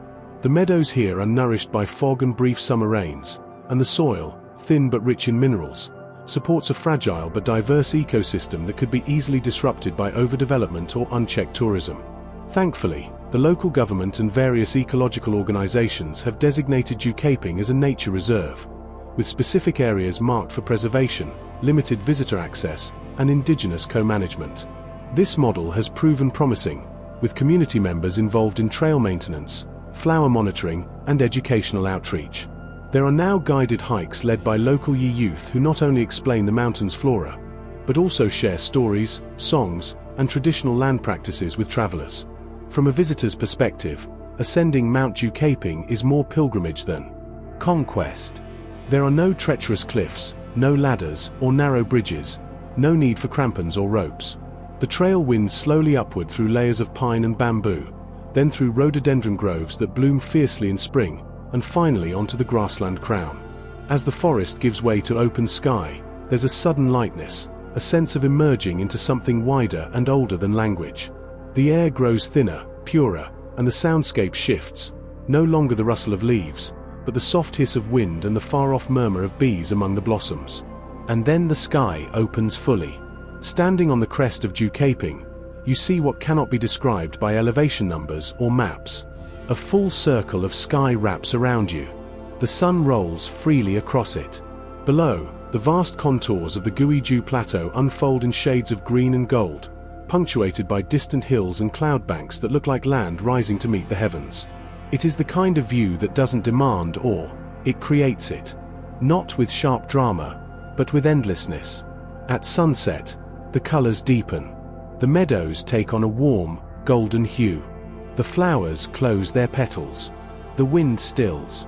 In the far west, you might see the faint line of Yunnan's distant mountains glowing in the fading light. A few scattered fires in Yi villages blink into life below. And for a moment, everything is as it should be. Silent, balanced, luminous. Mount Jiucaiping may not be etched into the popular imagination like the Yellow Mountains or Amay, but it offers something rare even among sacred peaks, a chance to stand inside the horizon itself, to be surrounded not by walls of stone, but by the open arms of sky and meadow. It is a place that speaks not through monuments or temples, but through wind, bloom, and breath. It teaches that sometimes the most unreal places on earth are not those that loom highest, but those that open widest. Mount Luohanshan, is a name that stirs the imagination like a half-remembered myth, its syllables whispering of both sand and snow, silence and survival. Situated at the unforgiving edge of the Taklamakan Desert in China's vast Xinjiang Uyghur Autonomous Region, this mountain exists in a realm few people see and fewer still understand. A place where the white, glacial breath of high-altitude peaks meets the scorching, golden sprawl of one of the largest shifting sand deserts on Earth. Remote, raw, and utterly otherworldly, Mount Luohanshan is not only one of China's most isolated mountains, it is one of its most surreal. From a distance, Luohanshan looks like a mirage sculpted by the competing forces of elemental extremes. Jagged ridges of grey and white rise sharply from an ocean of ochre dunes, as if the mountain itself were trying to escape the clutches of the desert below. Its name, which literally means flowing sand mountain, captures this tension perfectly. Luohanshan is both frozen and fluid, permanent and ephemeral. Here, nothing is static. Sand encroaches on stone. Ice claws its way through sun-scorched valleys. The land is always in motion, and yet the mountain stands still, watching. Unlike many of the more visited snow mountains in Tibet or the Hungduan Range, Mount Luohanshan is virtually unknown to mainstream tourism. It exists in an ecological and cultural shadow, wrapped in the mystery of its inaccessibility. There are no paved roads to its flanks, no ticket counters or guideposts. To reach it, one must cross wind-blasted gravel plains and desiccated riverbeds, following routes known only to a handful of desert herders, nomadic tribes, and the rare scientific or military expedition. Even satellite imagery sometimes struggles to capture its full detail. The interplay of desert haze and glacial albedo can confuse the eye, making the mountain seem to flicker in and out of existence. Geologically, Luohanshan sits at the nexus of tectonic pressure points, part of a fractured subrange that edges the Tarim Basin. It is not the tallest peak in Xinjiang, nor the most dramatic in profile, but it may be the most haunting. Its northern slopes are wrapped in permanent snow and ancient glacier, their surfaces ridged like elephant hide and streaked with blue melt lines. Crevasses yawn like wounds, and avalanche chutes cut down through the rocks like scars left by gravity itself. Yet the southern face, where the mountain slopes down into the advancing fringe of the Taklamakan, is a study in contrast. Sand dunes rise almost to the base of the glacier, sometimes flowing in slow-motion waves right into old glacial moraines. When the wind blows from the south, sand grains are hurled upward into the ice fields, peppering the snow with particles that glisten like stardust. This collision between sand and snow gives rise to microclimates and strange phenomena. In early summer, snowmelt seeps into the sandy lower slopes, creating patches of oases-like greenery where desert plants spring to life in fleeting fertility. Thistles, wild onions, and low-lying alpine herbs. Ibex tracks crisscross these green zones, and wolves occasionally descend from the higher ridges to drink. The air here is so dry that moisture from melting snow evaporates almost instantly, and what water does reach the base rarely forms a stream. Instead, it vanishes into thirsty sand with an audible hiss. Despite its remoteness, Mount Liusha has long occupied a place in local lore, especially among the Uyghur, Kazakh, and Tajik communities who live along the outer fringes of the Tarim Basin. Among some nomadic groups, the mountain is referred to as the Veiled Giant, and old tales describe it as a slumbering spirit that wakes once a century to whisper dreams into the dunes. There are legends of voices carried on the high winds, of lights seen dancing at the summit during winter solstice nights, and of a cave hidden deep within the ice where time is said to stand still. Whether born of myth or metaphor, these stories reflect the awe and caution with which local people regard the mountain. From a scientific perspective, Luohanshan is a goldmine of data waiting to be explored. Its glaciers are some of the least studied in all of Central Asia, yet they hold vital information about climate history, hydrology, and the impacts of global warming. Core samples extracted during rare expeditions reveal layers of atmospheric dust, volcanic ash, and trapped gas bubbles that tell the story of environmental shifts stretching back thousands of years. Intriguingly, some studies suggest that Mount Liusha's glaciers are retreating at a slower rate than many of their counterparts elsewhere, possibly due to the insulating effect of sand-laden winds or the unique positioning of the ridgelines that shield certain sections from direct solar exposure. The wildlife here is equally elusive. Snow leopards are believed to patrol the higher reaches, though sightings are rare and often only confirmed by scat and paw prints. Golden eagles nest on rocky crags, and lammergeiers, bone-eating vultures with wingspans over 2 meters, can sometimes be seen soaring on thermal updrafts, their silhouettes etched sharply against the sky. In the lower slopes and desert interface, hardy species such as the goitered gazelle and Asiatic wild ass onager continue to eke out a living in an environment that seems designed to resist life altogether. As with many wild regions in western China, there is growing tension between preservation and development. While Mount Liusha's extreme isolation has protected it from mass tourism, there are increasing pressures from mining interests in nearby areas, particularly for rare earth elements and fossil fuels. Infrastructure projects inch closer each year, bringing roads, machinery, and environmental disturbance. Conservationists argue that the mountain and its surroundings represent a rare pristine zone in an otherwise heavily altered regional landscape, and several petitions have been submitted to classify it as a protected natural area. Yet such efforts face logistical and political hurdles, not least because of its location near sensitive border regions and its overlap with traditional nomadic grazing lands. For the very few who have stood at the shoulder of Mount Liusha, the experience is difficult to articulate. It is not the kind of place that floods the senses with lush color or sound. Instead, it pares everything away, noise, distraction, even time, until only the elements remain. The wind tears through valleys with the force of history itself. The sun blazes during the day and gives way to numbing cold at night. The stars, when they appear, are closer and more ferocious than anywhere else in China, burning fiercely in the pure, dry air. There are no temples here, no shrines, no offerings of incense or coin. And yet, Luohanshan feels holy in its own, stripped bare way.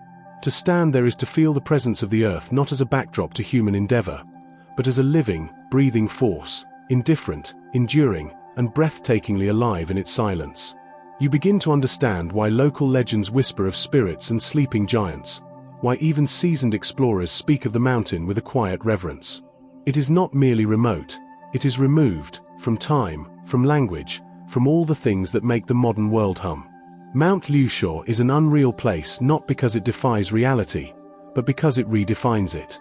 It is a place of edges, the edge of the desert, the edge of ice, the edge of what we know. And for those few who step beyond the last dune, beyond the last whisper of civilization, it offers something astonishing, the deep, eternal stillness of a world left untouched. Mount Tongbai, or Tongbeition, unfurls like a vast green tapestry along the border between Henan and Hubei provinces, standing quietly but firmly as one of China's most significant ecological and geographical thresholds. Unlike the towering, snow-draped mountains of the west or the sacred granite cliffs of the east, Tongbeition's magic lies in its subtlety, in the way mist curls through its valleys like drifting silk, in the gentle strength of its forests, and in its silent work as a boundary line, not only between provinces but between entire ecosystems. It is both a bridge and a buffer, an arboreal hinge connecting northern China's plains with the humid hills of the south. To walk into the heart of Tongbai is to enter a world ruled by softness. Light filters through layers of cloud and leaves, scattering into mosaics on the forest floor. Ancient trees tower like sentinels: oak, cypress, camphor, and fir, wrapped in moss and tangled with vines that seem to trace forgotten paths in the air. The mountain does not shock the senses. It seduces them. Its ridges rise gradually, folding over one another in a rhythm of green waves that pulse toward the horizon. The air is thick with the scent of damp earth, wild ginger, and old rain. Mount Tongbai may not appear on many travel itineraries, but in terms of ecological significance, it is a giant. This mountain range forms part of the watershed divide between the Huai River to the north and the Yangtze River to the south, two of China's great lifelines. The mountains act as a natural meteorological barrier. They temper cold winds from the north while holding back the monsoon currents of the south, thus creating a unique transitional zone that harbors an astonishing diversity of flora and fauna. It is here that temperate deciduous forest meets subtropical evergreen, where wild magnolias bloom beside ancient pines, and where birds of different biogeographic regions share the same canopy. Ecologists refer to Tongbei as a biogeographic ecotone, a transitional zone between two distinct ecological realms. In practice, this means the range is home to species typically found far apart. Northern species like the Chinese goral and the Siberian weasel coexist with southern inhabitants like the golden pheasant and masked palm civet. Over 1,600 species of plants thrive here, including a number of medicinal herbs prized in traditional Chinese medicine, such as Panax nota ginseng, Gastrodia elata, and Scutellaria bacalensis. Some of these plants are found nowhere else in such abundance or purity. And it is not only biology that gives the mountain its pulse.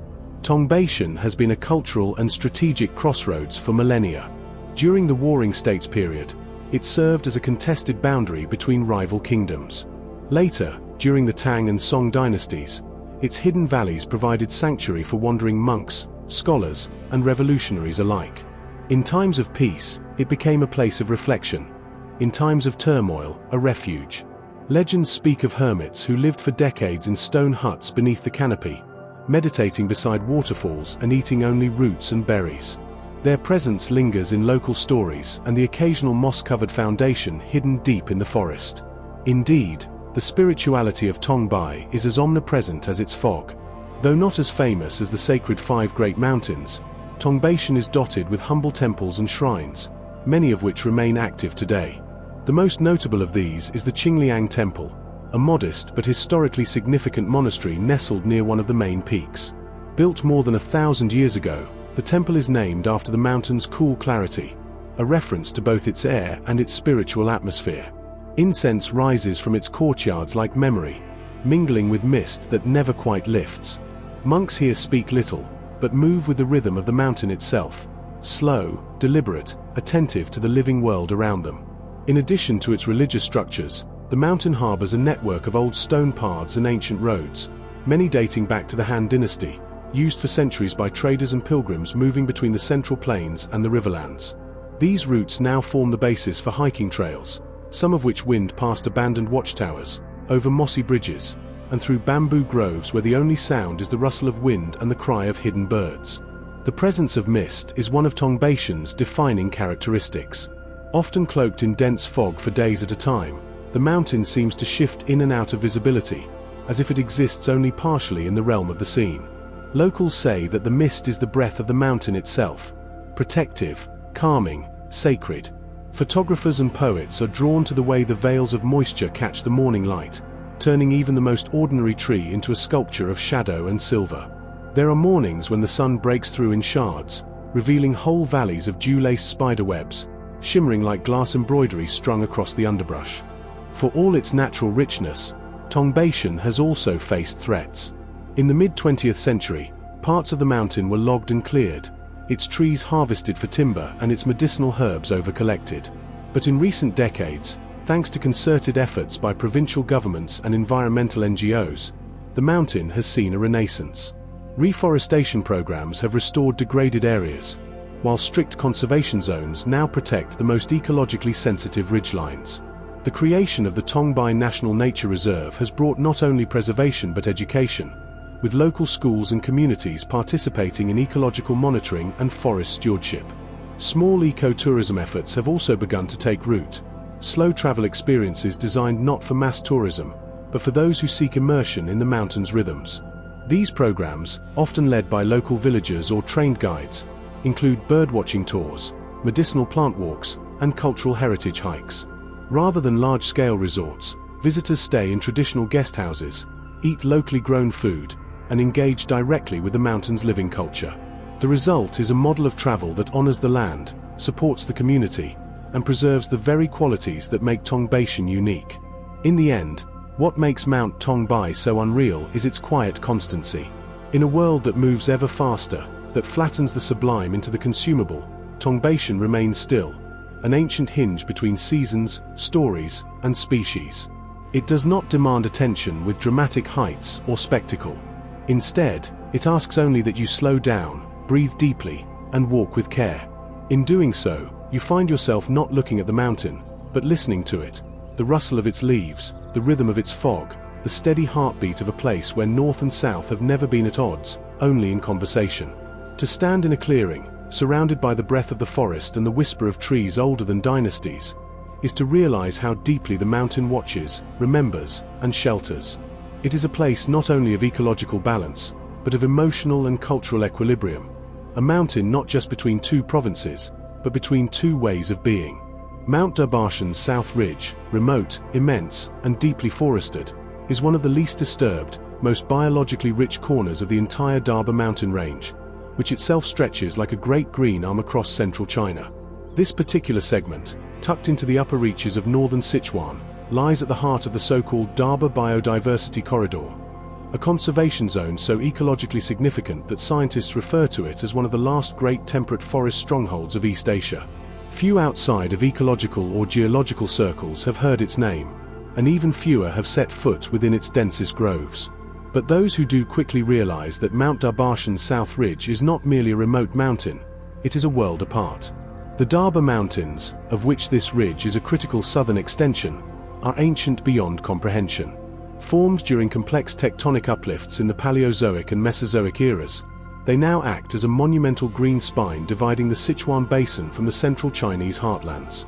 The South Ridge in particular rises in steep, undulating waves of stone and forest, where cliffs draped in vines hide mossy gorges, and where ridgelines stretch like sleeping dragons under the weight of countless centuries of rain, mist, and wind. To the untrained eye, it is simply wilderness, untamed and limitless. But in reality, it is an extraordinary mosaic of life. The range bridges two major biogeographical zones, the subtropical south and the temperate north. This overlap produces a staggering level of biodiversity, and the South Ridge is one of the richest ecological nodes in this living web. The lower slopes begin in bamboo groves and chestnut forests, gradually giving way to old-growth mixed deciduous forests, where wild cherries, elms, and maples intermingle with Chinese fir and towering hemlocks. At higher elevations, moss-coated conifers take over, and in hidden alpine clearings, rare wildflowers bloom with a quiet defiance. This ridge, rugged and difficult to access, is one of the last refuges for some of China's most endangered and elusive creatures. Golden snub-nosed monkeys swing through the canopy in tightly knit family groups, their expressive blue faces turned skyward as they feed on lichens and leaves. Chinese giant salamanders, some over a meter in length, inhabit cold mountain streams, rarely seen but sometimes heard on misty nights.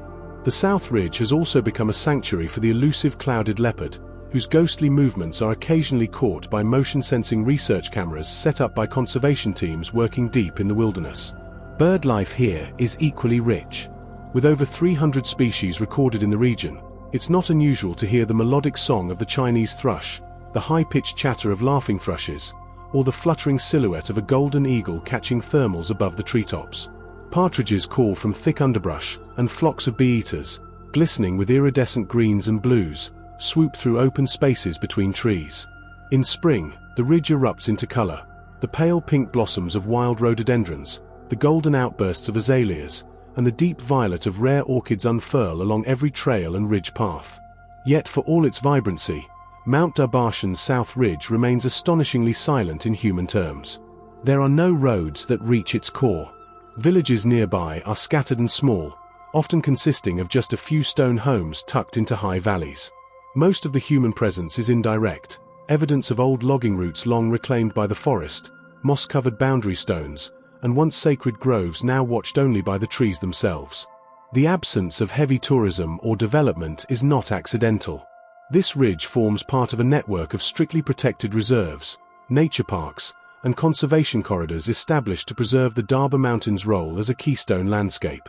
Scientists refer to this region as a gene bank, where the wild ancestors of domesticated plants, including medicinal herbs, wild rice, and mountain tea, still grow freely. The South Ridge in particular is a hotspot for plant endemism, and researchers frequently journey here for botanical surveys, often discovering species new to science or long thought extinct.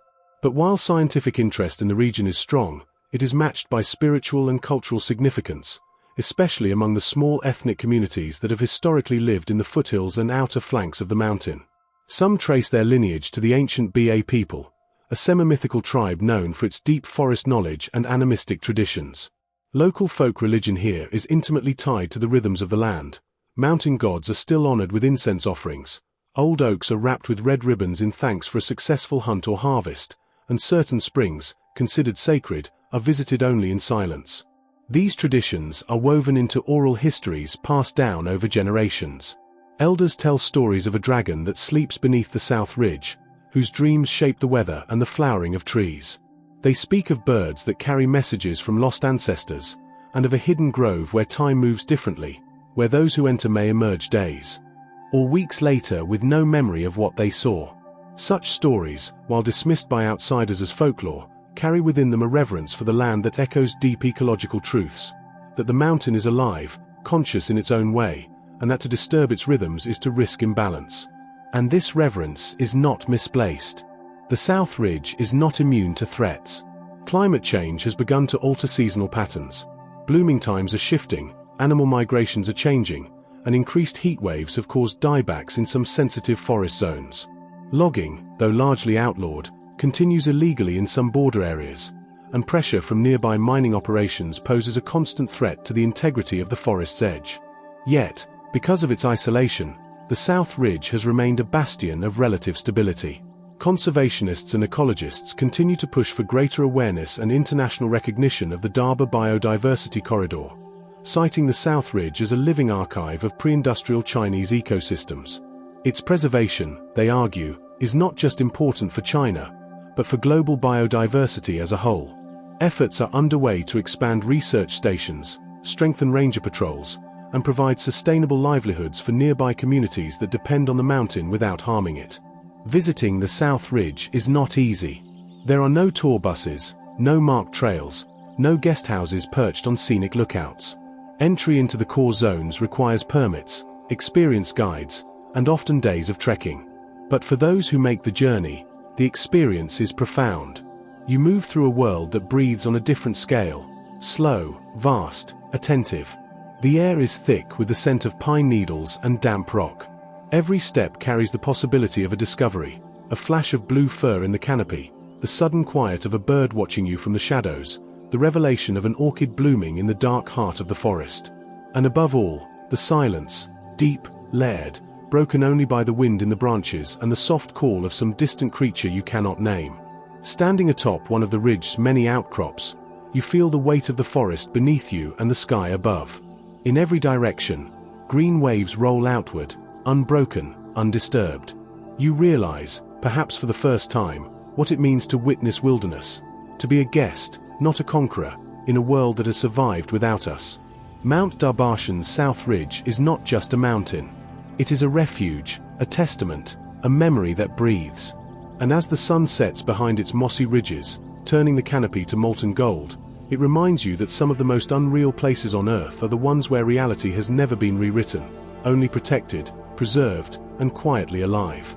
Mount Guansan, known locally as Guizhou, is one of those enigmatic peaks that seems to drift between the realms of landscape and legend.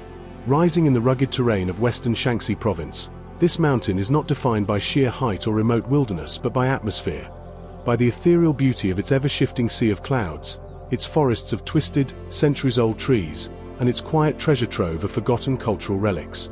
While it may not carry the global renown of China's more celebrated sacred mountains, Guansan holds a spiritual gravity that is deeply rooted in history, mystery, and an almost haunting stillness. This mountain is a part of the Luliang Range, a relatively less traveled fold of peaks that run parallel to the Yellow River. It rises to just over 2,600 meters above sea level, a respectable elevation but not enough to reach the glaciated heights of the west. Yet what Guangsun lacks in vertical drama, it more than compensates for in elemental theater. Most famously, it is home to the Yunhai, the Sea of Clouds, a phenomenon that occurs frequently on early mornings, especially in spring and autumn. As mist rises from the valley floors and condenses along the mid-slopes, the upper reaches of Guangsun become an island in the sky.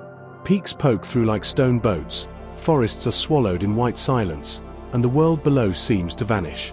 To stand on a ridge at dawn and watch this ocean of cloud roll and churn, shimmering with the first light of day, is to witness something that feels otherworldly.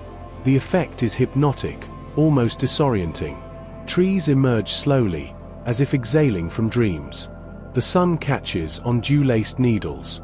Birdsong echoes through the haze with uncanny clarity. Travelers and poets throughout the dynasties have described this view as walking in the void or wandering the immortal realm, and it's not hard to understand why. Guangsun doesn't just obscure the world, it transforms it. The forests of Mount Guangsun are among its most defining features. Unlike the dense, subtropical growth of southern Chinese ranges, Guangsun's woods are of the cool temperate variety, silent, shadowy, and primeval. Here grow ancient Chinese pines, some gnarled and cracked by centuries of wind and snow, their roots clutching rocky escarpments like skeletal hands. Many of these trees are several hundred years old, and a few are believed to be over a millennium in age. In hidden glades, tall spruce and fir trees stretch toward the sky, their trunks straight and solemn, veiled in moss and lichen. The undergrowth is sparse but rich with medicinal herbs, ferns, and clusters of wildflowers that bloom with quiet brilliance in spring and summer. Amidst this forested solemnity are the remnants of deep cultural roots. Guangsun was once an important center for Daoist practice and retreat. Scattered across the slopes are the moss-covered remains of temples, hermitages, meditation caves, and stone inscriptions. One of the best preserved among them is the Lingkong Temple, perched on a narrow ledge halfway up the mountain. Its name means void of spirit or spirit of emptiness, a poetic nod to the mountain's cloud-filled vistas and the Daoist ideal of transcendence through detachment. The temple, though weathered by time, still receives a trickle of devoted visitors who climb steep stone steps flanked by guardian pines. Inside, the air is thick with incense and echoes, the residue of generations of monks who sought enlightenment here in solitude. The temple architecture blends into the mountain, its roofs curved like leaves, its walls half swallowed by vines. Inscriptions on stone tablets speak of celestial harmony, of meditations on mist and shadow, of the timelessness of stillness. Many of these texts were carved during the Tang and Song dynasties, when Guangsun was a known retreat for scholar officials, poets, and mystics who fled the court life for cleaner air and deeper truths. It's said that more than a few high-ranking ministers of the Tang dynasty passed their final years wandering Guangsun's trails, exchanging politics for poetry and power for pine needles. Another notable relic is a secluded meditation cave, known locally as the Cave of 10,000 Echoes. Set deep within a limestone outcrop, the cave is believed to have been used by Daoist recluses for centuries. Its acoustics are eerie, every sound reverberates a dozen times, transformed into something less than human, more than natural. Locals say that when the cave is silent, you can hear the mountain breathing. During certain festivals, pilgrims leave bundles of incense and red cloth at its entrance, tied to the branches of a withered pine that leans over the cave mouth like an ancient sentinel. Yet beyond mysticism and meditation, Guangsun is also a mountain of ecological and climatological importance. Positioned at the convergence of moist eastern air currents and the dry winds of northern China, its microclimate supports species found nowhere else in Shaanxi. It acts as a natural sponge, absorbing rainfall that feeds into small tributaries which eventually flow into the mighty Yellow River. This has made Guangsun a quiet ecological safeguard for the region, regulating seasonal water supply and preserving soil stability for nearby agricultural communities. In recent years, conservation efforts have taken root. Parts of Guangsun have been designated as a national forest park, and environmental scientists are conducting studies on its rare mosses, lichens, and fungi, some of which are believed to possess unique antimicrobial properties. There are even slow-growing stands of ancient ginkgo and walnut trees whose genetic lineages are being traced back thousands of years. Unlike many other scenic areas in China that have succumbed to commercialization, Guangsan remains relatively untouched. There are no cable cars, no neon signs, and only limited tourism infrastructure. What trails exist are often faint, and to reach the higher ridges requires a commitment of time and patience. The mountain is at its most magical in autumn, when the forest explodes into color.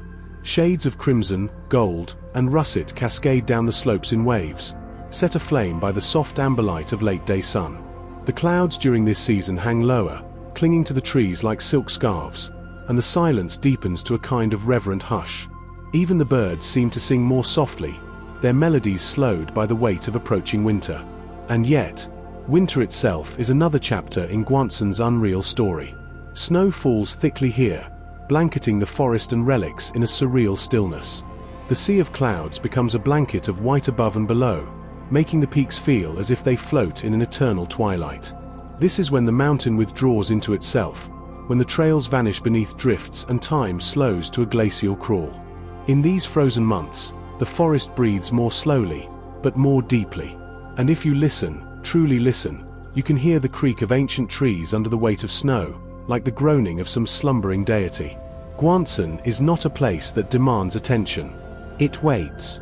It hides. It reveals itself only to those who move slowly, who respect silence, who value wonder over spectacle. And for those who do, it offers something few places on earth can still provide, a sense of timelessness untouched by the frenzy of the modern world. It is a place where clouds walk the earth, where trees remember dynasties, and where the wind carries whispers older than words. Mount Beigu, Beigushan in Chinese, rises modestly over the northern banks of the Yangtze River, near the historic city of Tianjing in Jiangsu province. At first glance, it may seem like little more than a hill compared to China's towering mountain ranges. Yet to measure Beigu by its height is to miss the depth of its soul. For what this mountain lacks in elevation, it more than compensates for in cultural resonance, poetic legacy, and sheer atmospheric power. Overlooking one of the most storied stretches of the Yangtze River, Beigushan is a place where the landscape and literature of ancient China collide. A geographic scroll painted with legends, inked with history, and gilded with fog. The mountain itself is not particularly high, standing at just over 80 meters above sea level. But its strategic location on the river's northern banks and its panoramic view of the surrounding plains and water has made it one of the most culturally significant sites in eastern China. As one of the three famous hills of the Yangtze River, alongside Mount Jin in Nanjing and Mount Lu in Jiangxi, Beigu has long served as both a military lookout and a literary muse. Generals once climbed its ridges to scan for enemy sails. Poets ascended to compose verses about time, fate, and the fleeting nature of all things. And to this day, its cliffs, towers, and winding paths are heavy with echoes of both cannon fire and calligraphy brushstrokes.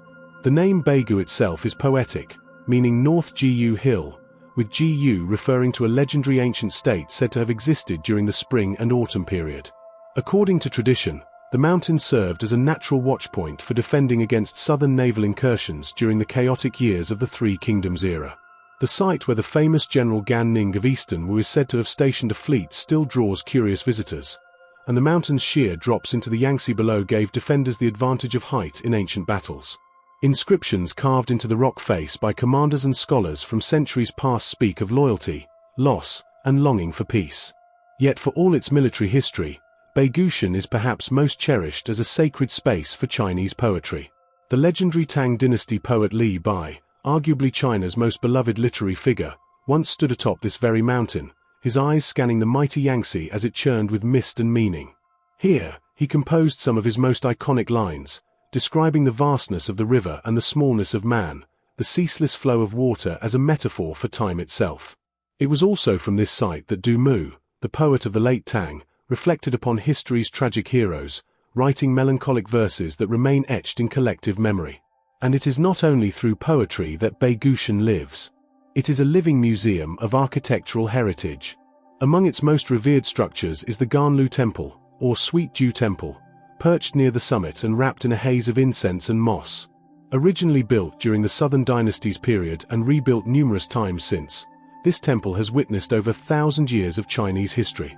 Its tiled eaves curl like ink strokes, its courtyards hold pines older than empires, and its prayer halls resonate with quiet chants that seem to float directly into the clouds. According to legend, it was here that Lady Sun, the widow of Sun Ce and sister of Sun Quan, rulers of Eastern Wu, once sought refuge, praying for wisdom and solace during a time of courtly upheaval. Within the temple complex, stone tablets stand like forest trunks, engraved with ancient scripts that glint in the shifting sunlight. The interior walls are adorned with murals of celestial beings, river deities, and scenes of philosophical awakening. Monks tend small gardens with plum trees and lotuses, and during the spring blossom season, the entire mountaintop becomes a canvas of pink, white, and gold, petals drifting like snow over old flagstones. Surrounding the temple is a series of historical pavilions, gazebos, and stone terraces that allow for uninterrupted views of the Yangtze River. Perhaps the most famous is the Jiaoyang Pavilion, whose name translates to Illuminated Sun Pavilion. Built on the edge of a cliff, it leans out toward the river, as if trying to touch the flowing water below. The view from here is nothing short of cinematic. Cargo ships drift like shadows on the water's surface. Fishermen toss nets shaped like halos into the current. Across the river, the soft silhouettes of opposing hills blend with factory chimneys, making Baigushan one of those rare places where the ancient and the industrial coexist without diminishing each other.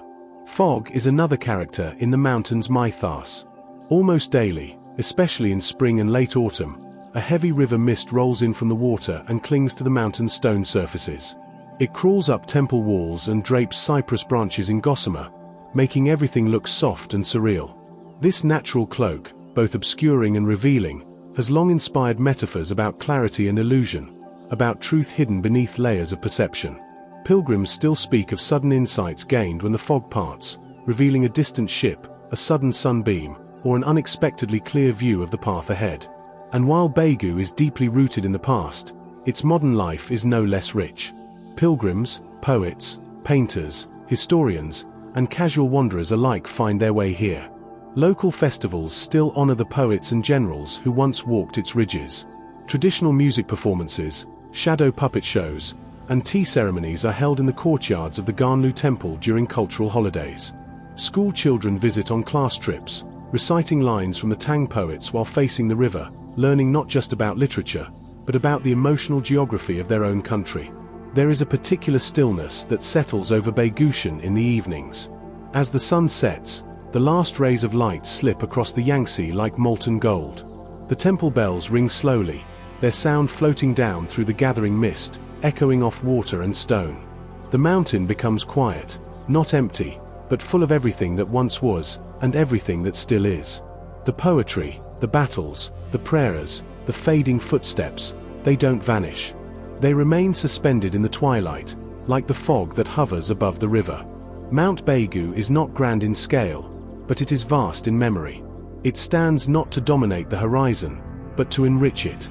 It reminds us that even the gentlest hills can cast the longest shadows in our culture, our literature, and our hearts. It is a mountain shaped not only by erosion and time, but by words, by silence, and by the ceaseless flow of the Yangtze, which passes it by but never truly leaves. Mount Erlang, or Erlangshan, stands like a stone sentinel between worlds, an immense, rugged mass of rock and forest that bridges the Sichuan Basin with the windswept plateaus of the Tibetan frontier. It is not simply a mountain. It is a passage, a wall, a boundary between the humid, fertile lowlands of central China and the stark, thin-aired grandeur of the Tibetan plateau. Rising more than 3,400 meters above sea level, its ridgelines are jagged and imposing, veiled in clouds, crowned with snow, and wrapped in layers of myth, mystery, and modern engineering. Located in the Dashua mountain range, Erlangshan sits along the ancient and now modernized route from Chengdu toward Kangding and onward to the Tibetan Autonomous Region. For centuries, this formidable peak was one of the greatest obstacles on the Tea Horse Road, the perilous trade route that once connected Sichuan's tea plantations to the Tibetan markets of Lhasa.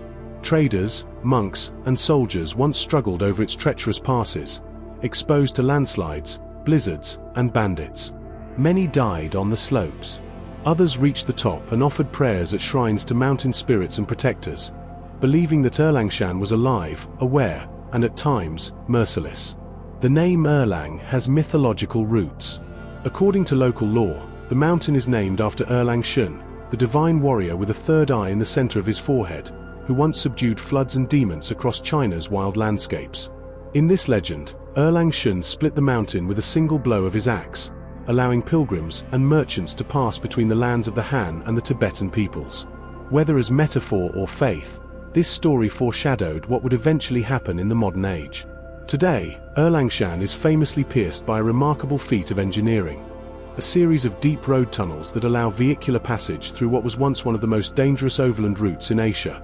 The first Erlang tunnel, completed in 1999, stretches over 8.6 kilometers and was once the longest road tunnel in China. It revolutionized travel and trade between Sichuan and Tibet, cutting down journey times and saving countless lives that might otherwise have been lost to the mountain's volatile weather. Then came the new Erlang tunnel, finished in 2018, a second, even longer and more advanced tube nearly 13 kilometers in length. Boring through the belly of the mountain, it represents not just a technological triumph but a symbolic conquest of one of nature's most stubborn barriers. Yet despite these infrastructural breakthroughs, Erlang remains wild. The tunnels pass deep beneath its heart, but the mountain above them still roars with life. Winds howl across the ridges, snow clings stubbornly to the higher elevations well into late spring, and forests crowd the lower slopes in a tangle of fir, larch, spruce, and rhododendron. These woodlands are among the last remaining habitats for species like the red panda, golden pheasant, and Sichuan tarkeen, as well as the elusive snow leopard, which prowls the upper ridges under cover of fog and darkness. The altitude shift here is dramatic and profound. On the lower, eastern flanks, you'll find bamboo groves and leafy forest reminiscent of the Chengdu Plain, thick with moisture and alive with insects.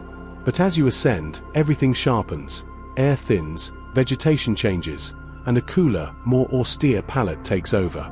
Wildflowers bloom briefly in alpine meadows during summer, delicate blue poppies, edelweiss, and mountain violets, but the dominant impression is one of power, solitude, and transformation. It is a place where weather changes in minutes, where cloudbursts drench the slopes one moment and bright sun pierces through the next. This volatility is part of the mountain's allure, and its danger. Though the modern tunnels have made the journey safer, many still choose to trek the old mountain paths, seeking not efficiency, but encounter. The original mountain road, now only used by the most adventurous hikers and pilgrims, is a serpentine trail etched into cliffsides and carved into scree-covered slopes. Along this route, one finds shrines with prayer flags fluttering in the wind, built by Tibetan travelers to mark gratitude or remembrance. These spiritual sites are humble but powerful, often consisting of a few stones, an offering of yak butter, or a faded photo placed beneath a cairn. They represent not just religion, but memory, fear, and reverence. Mount Erlang is also a place of sound. The whistling of wind between sharp ridgelines, the sudden rumble of a far-off avalanche, the echoing calls of hawks soaring overhead, all blend into a kind of natural symphony that underscores the mountain's personality. When mists settle, as they often do, a soft silence replaces even this. Everything becomes quiet, muffled in the white breath of the mountain. Locals say this is when Erlang is listening, when it observes those who walk its slopes and decides, silently, whether they may pass in peace. Despite its ruggedness, the area surrounding Erlang is dotted with small Tibetan villages. These communities are hardy and resilient, with architecture adapted to the cold and altitude, whitewashed stone houses, prayer wheels at each gate, and barley fields cultivated on improbably steep slopes. Life here is slow but deeply tuned to the rhythm of the land.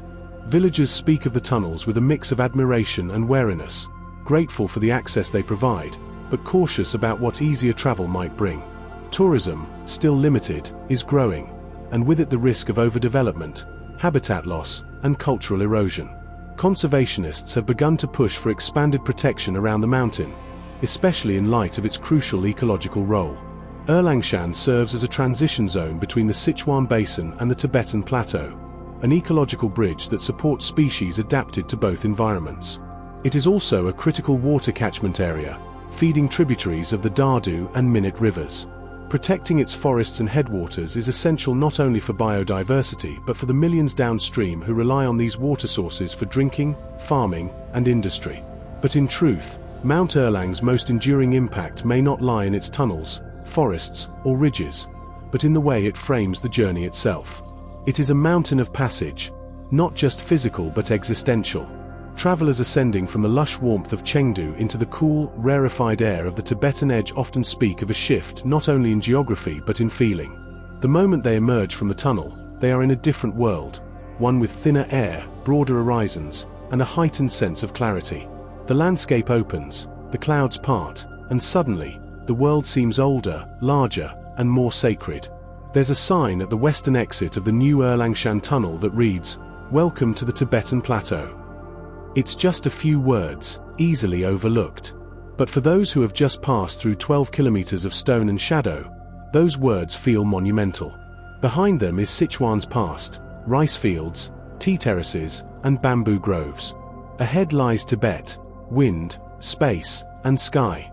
And standing between them, eternal and unyielding, is Mount Erlang. A mountain of thresholds. A keeper of passages. A silent judge between valleys and plateaus, between worlds seen and unseen. Mount Jiucaiping, rises solemnly from the highlands of western Gansu, where the earth begins to crack and crumble into golden sand, and the last breath of green yields to the dry dominion of the desert. Unlike the mist-draped ranges of southern China or the glacier-draped peaks of Tibet, Mount Jiucaiping is a different breed of mountain, solitary, sun-scorched, and silent. It stands at the edge of the vast Hushi corridor, gazing out across wide, wind-carved valleys and into the heart of an arid frontier where geography, history, and spirituality intersect in powerful and unexpected ways. From a distance, Jiucaiping seems to grow directly out of the desert. Its slopes are parched and burnished by centuries of wind, and in the late afternoon light, the stone turns gold, then bronze, then copper red. The mountain's ridgelines are sharp and dry, etched like old parchment, and they stretch across the landscape like the spines of a sleeping dragon. But for all its harshness, there is something magnetic about Jiucaiping. It pulls you toward it, not with lush forests or glacial spectacle, but with the weight of something much deeper, older, and quieter.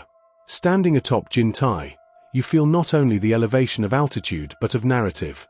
Below lie the sprawling valleys that were once traversed by Silk Road caravans, their camels laden with silk, tea, spices, and scripture. This was not just a trade route, it was a transmission of civilizations. And the mountain, watching silently through centuries of migration, war, and worship, absorbed the spirits of those who passed by. You can feel it in the dry wind. You can see it in the scattered prayer flags that flutter near old cave shrines. You can sense it in the way the light moves, slowly and deliberately, across the ridge. The mountain is named after the nearby county of Jiucaiping, a remote and relatively underpopulated part of Gansu where the Tibetan Plateau begins to assert itself over the northern plains. While it technically lies just outside the official boundaries of the Tibetan Autonomous Region, Jiucaiping wears unmistakable signs of Tibetan influence. Many of the villages in its foothills are Tibetan or Tibetan Chinese blended communities, their homes painted in whitewash and ochre, with prayer flags strung from rooftop to rooftop and prayer wheels positioned beside doorways. Pilgrims climb the mountain during sacred festivals, making slow, deliberate circuits around its base in the practice of Cuona, a spiritual circumambulation meant to generate merit and inner clarity. Along the trail, small stone chortens, stupas, mark prayer spots, often surrounded by flat stones inscribed with mantras in both Tibetan and Sanskrit. These devotional practices have been carried on for generations, quiet acts of faith under the vast, blue Gansu sky. Unlike many sacred mountains in China, Jiucaiping is not overtly grand or aggressively mythologized. Its sanctity is more subdued, woven into the landscape rather than painted on it. One of the mountain's most remarkable features is its solitude. Very few tourists venture this far west. There are no ticket booths, no stone stairs polished by countless footsteps, and no trinket sellers peddling blessings in plastic packaging. What you find instead is wind, pure, dry, and constant. It sculpts the rocks, it whispers through the dry brush, and it carries with it the scent of sage and dust. The ecology of Mount Jiucaiping is as unusual as its geography. Though surrounded by desert valleys, the mountain itself supports pockets of alpine grasslands, juniper groves, and tough, wind-resistant shrubs. In spring, these higher zones burst into brief but brilliant bloom, patches of wild iris, desert tulips, and yellow poppies pushing through the rocky soil, surviving on snowmelt and stubbornness.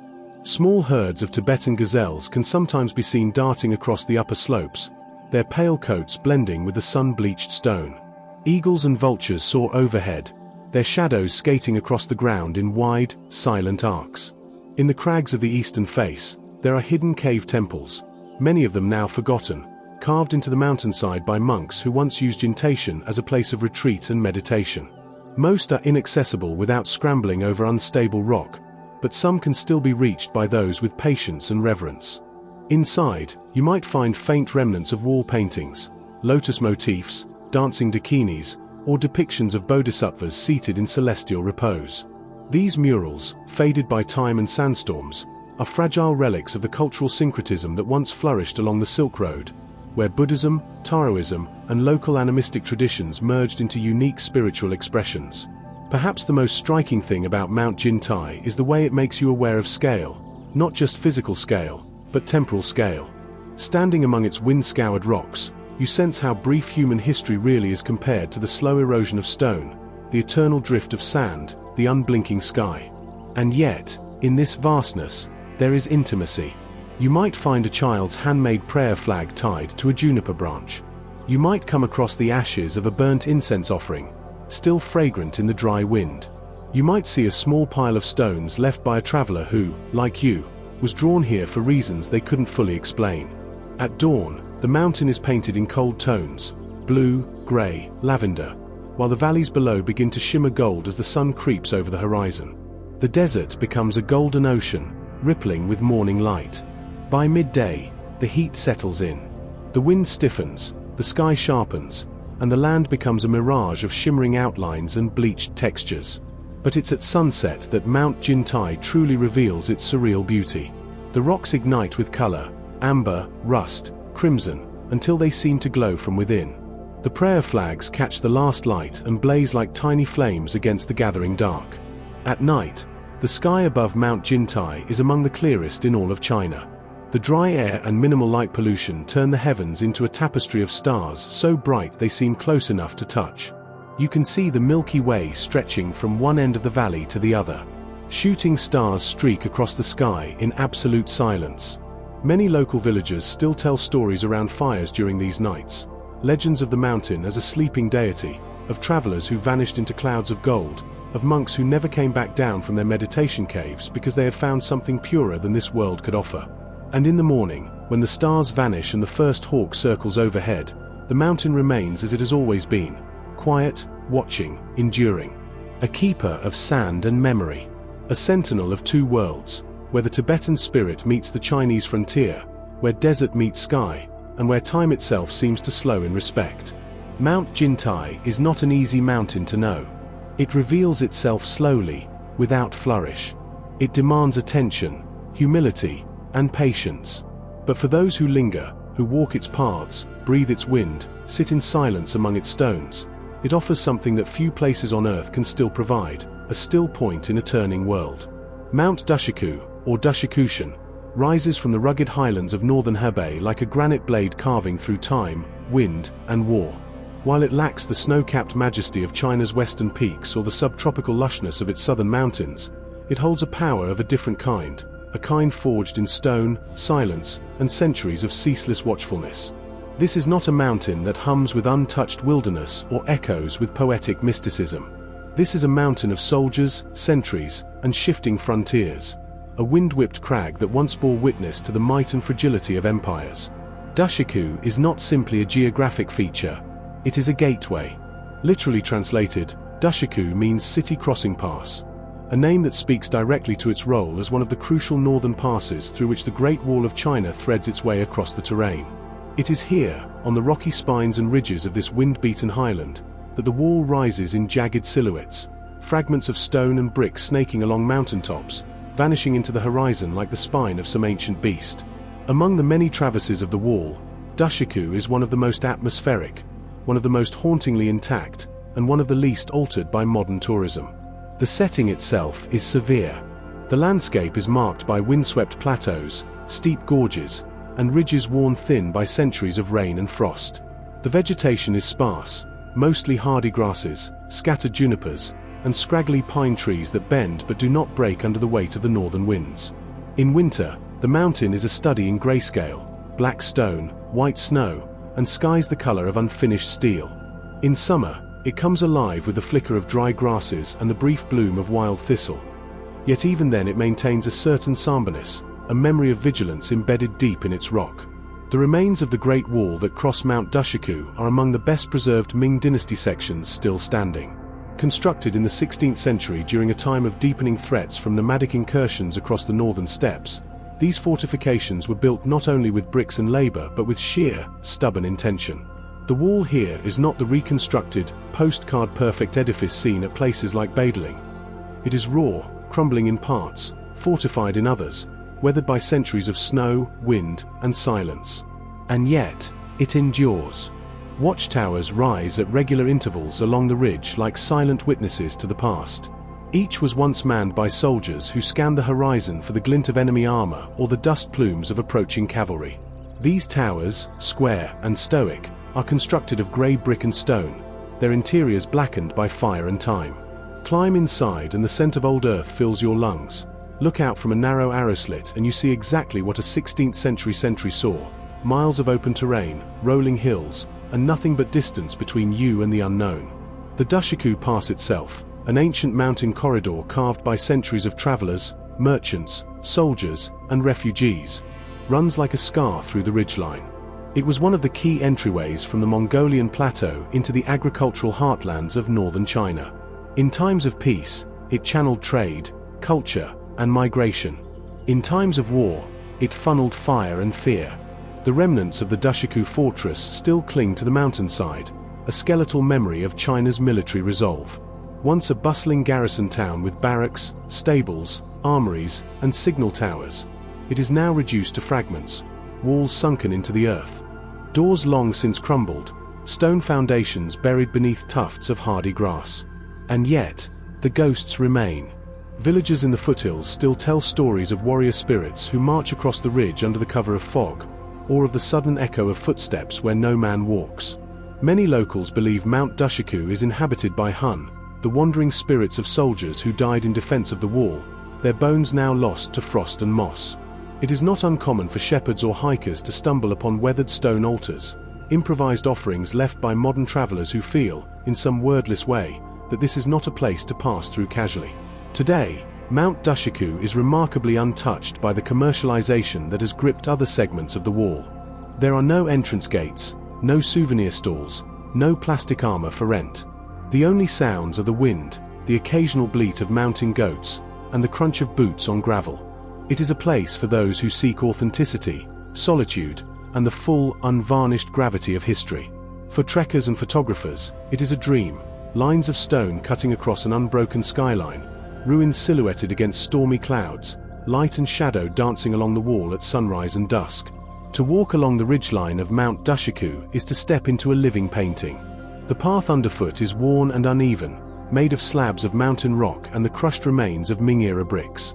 Some portions of the wall here are so overgrown they disappear entirely into the earth, only to emerge again several hundred meters away, surging up out of the ground like a buried dragon's spine. Wildflowers sprout from the cracks between the stones. Ancient inscriptions, some illegible, some still clear, mark the stones with names, dates, military units. These aren't museum pieces. They're real, fragile, fading under the sky, but still clinging to meaning. The sunsets at Dushaku are unforgettable. As the sun dips below the horizon, it casts molten light across the highlands, bathing the wall in gold and fire. The mountains turn dusky purple, and the towers stand like sentinels in silhouette. In that golden silence, it is easy to imagine the centuries of long ago watching the same descent of the sun, waiting, praying, bracing for what the night might bring. In spring and autumn, the air is crisp and dry. The clouds drift low, catching on the jagged peaks, painting the landscape with movement and depth. You might see flocks of migratory birds coasting the updrafts, just as they have for millennia. In winter, the mountain becomes austere, a place of monochrome silence, where the wall becomes a thread of snow-covered stone winding into the white horizon. And there's something profoundly grounding in this austerity. Mount Dushaku is a reminder of the slow, patient persistence of the earth and the fleeting, often desperate efforts of mankind to control it. The wall here was meant to divide, to protect, to defend. But now, centuries later, its power lies not in its walls, but in its emptiness. It has become a place of unity, of history merging with nature, of the past whispering to the present through cracks in the stone. Few places in China, or the world, carry such a palpable sense of history without shouting it. Mount Dashiku does not clamor for your attention. It doesn't tell you what to think or how to feel. It simply is, a monument to endurance, conflict, memory, and quiet majesty. To walk these ridges is to feel the breath of old empires on your skin. To stand atop a watchtower and look down the line of the wall disappearing into the hills is to witness not just a structure, but a state of mind, an enduring symbol of vigilance in the face of uncertainty. And through it all, the wind never stops. It rushes through the broken stones, through pine needles and battlements, carrying with it the echoes of 1,000 forgotten names. This video is for educational or entertainment purposes only, and information provided in the video may be incorrect. If you enjoyed the video, consider subscribing to the channel and like the video.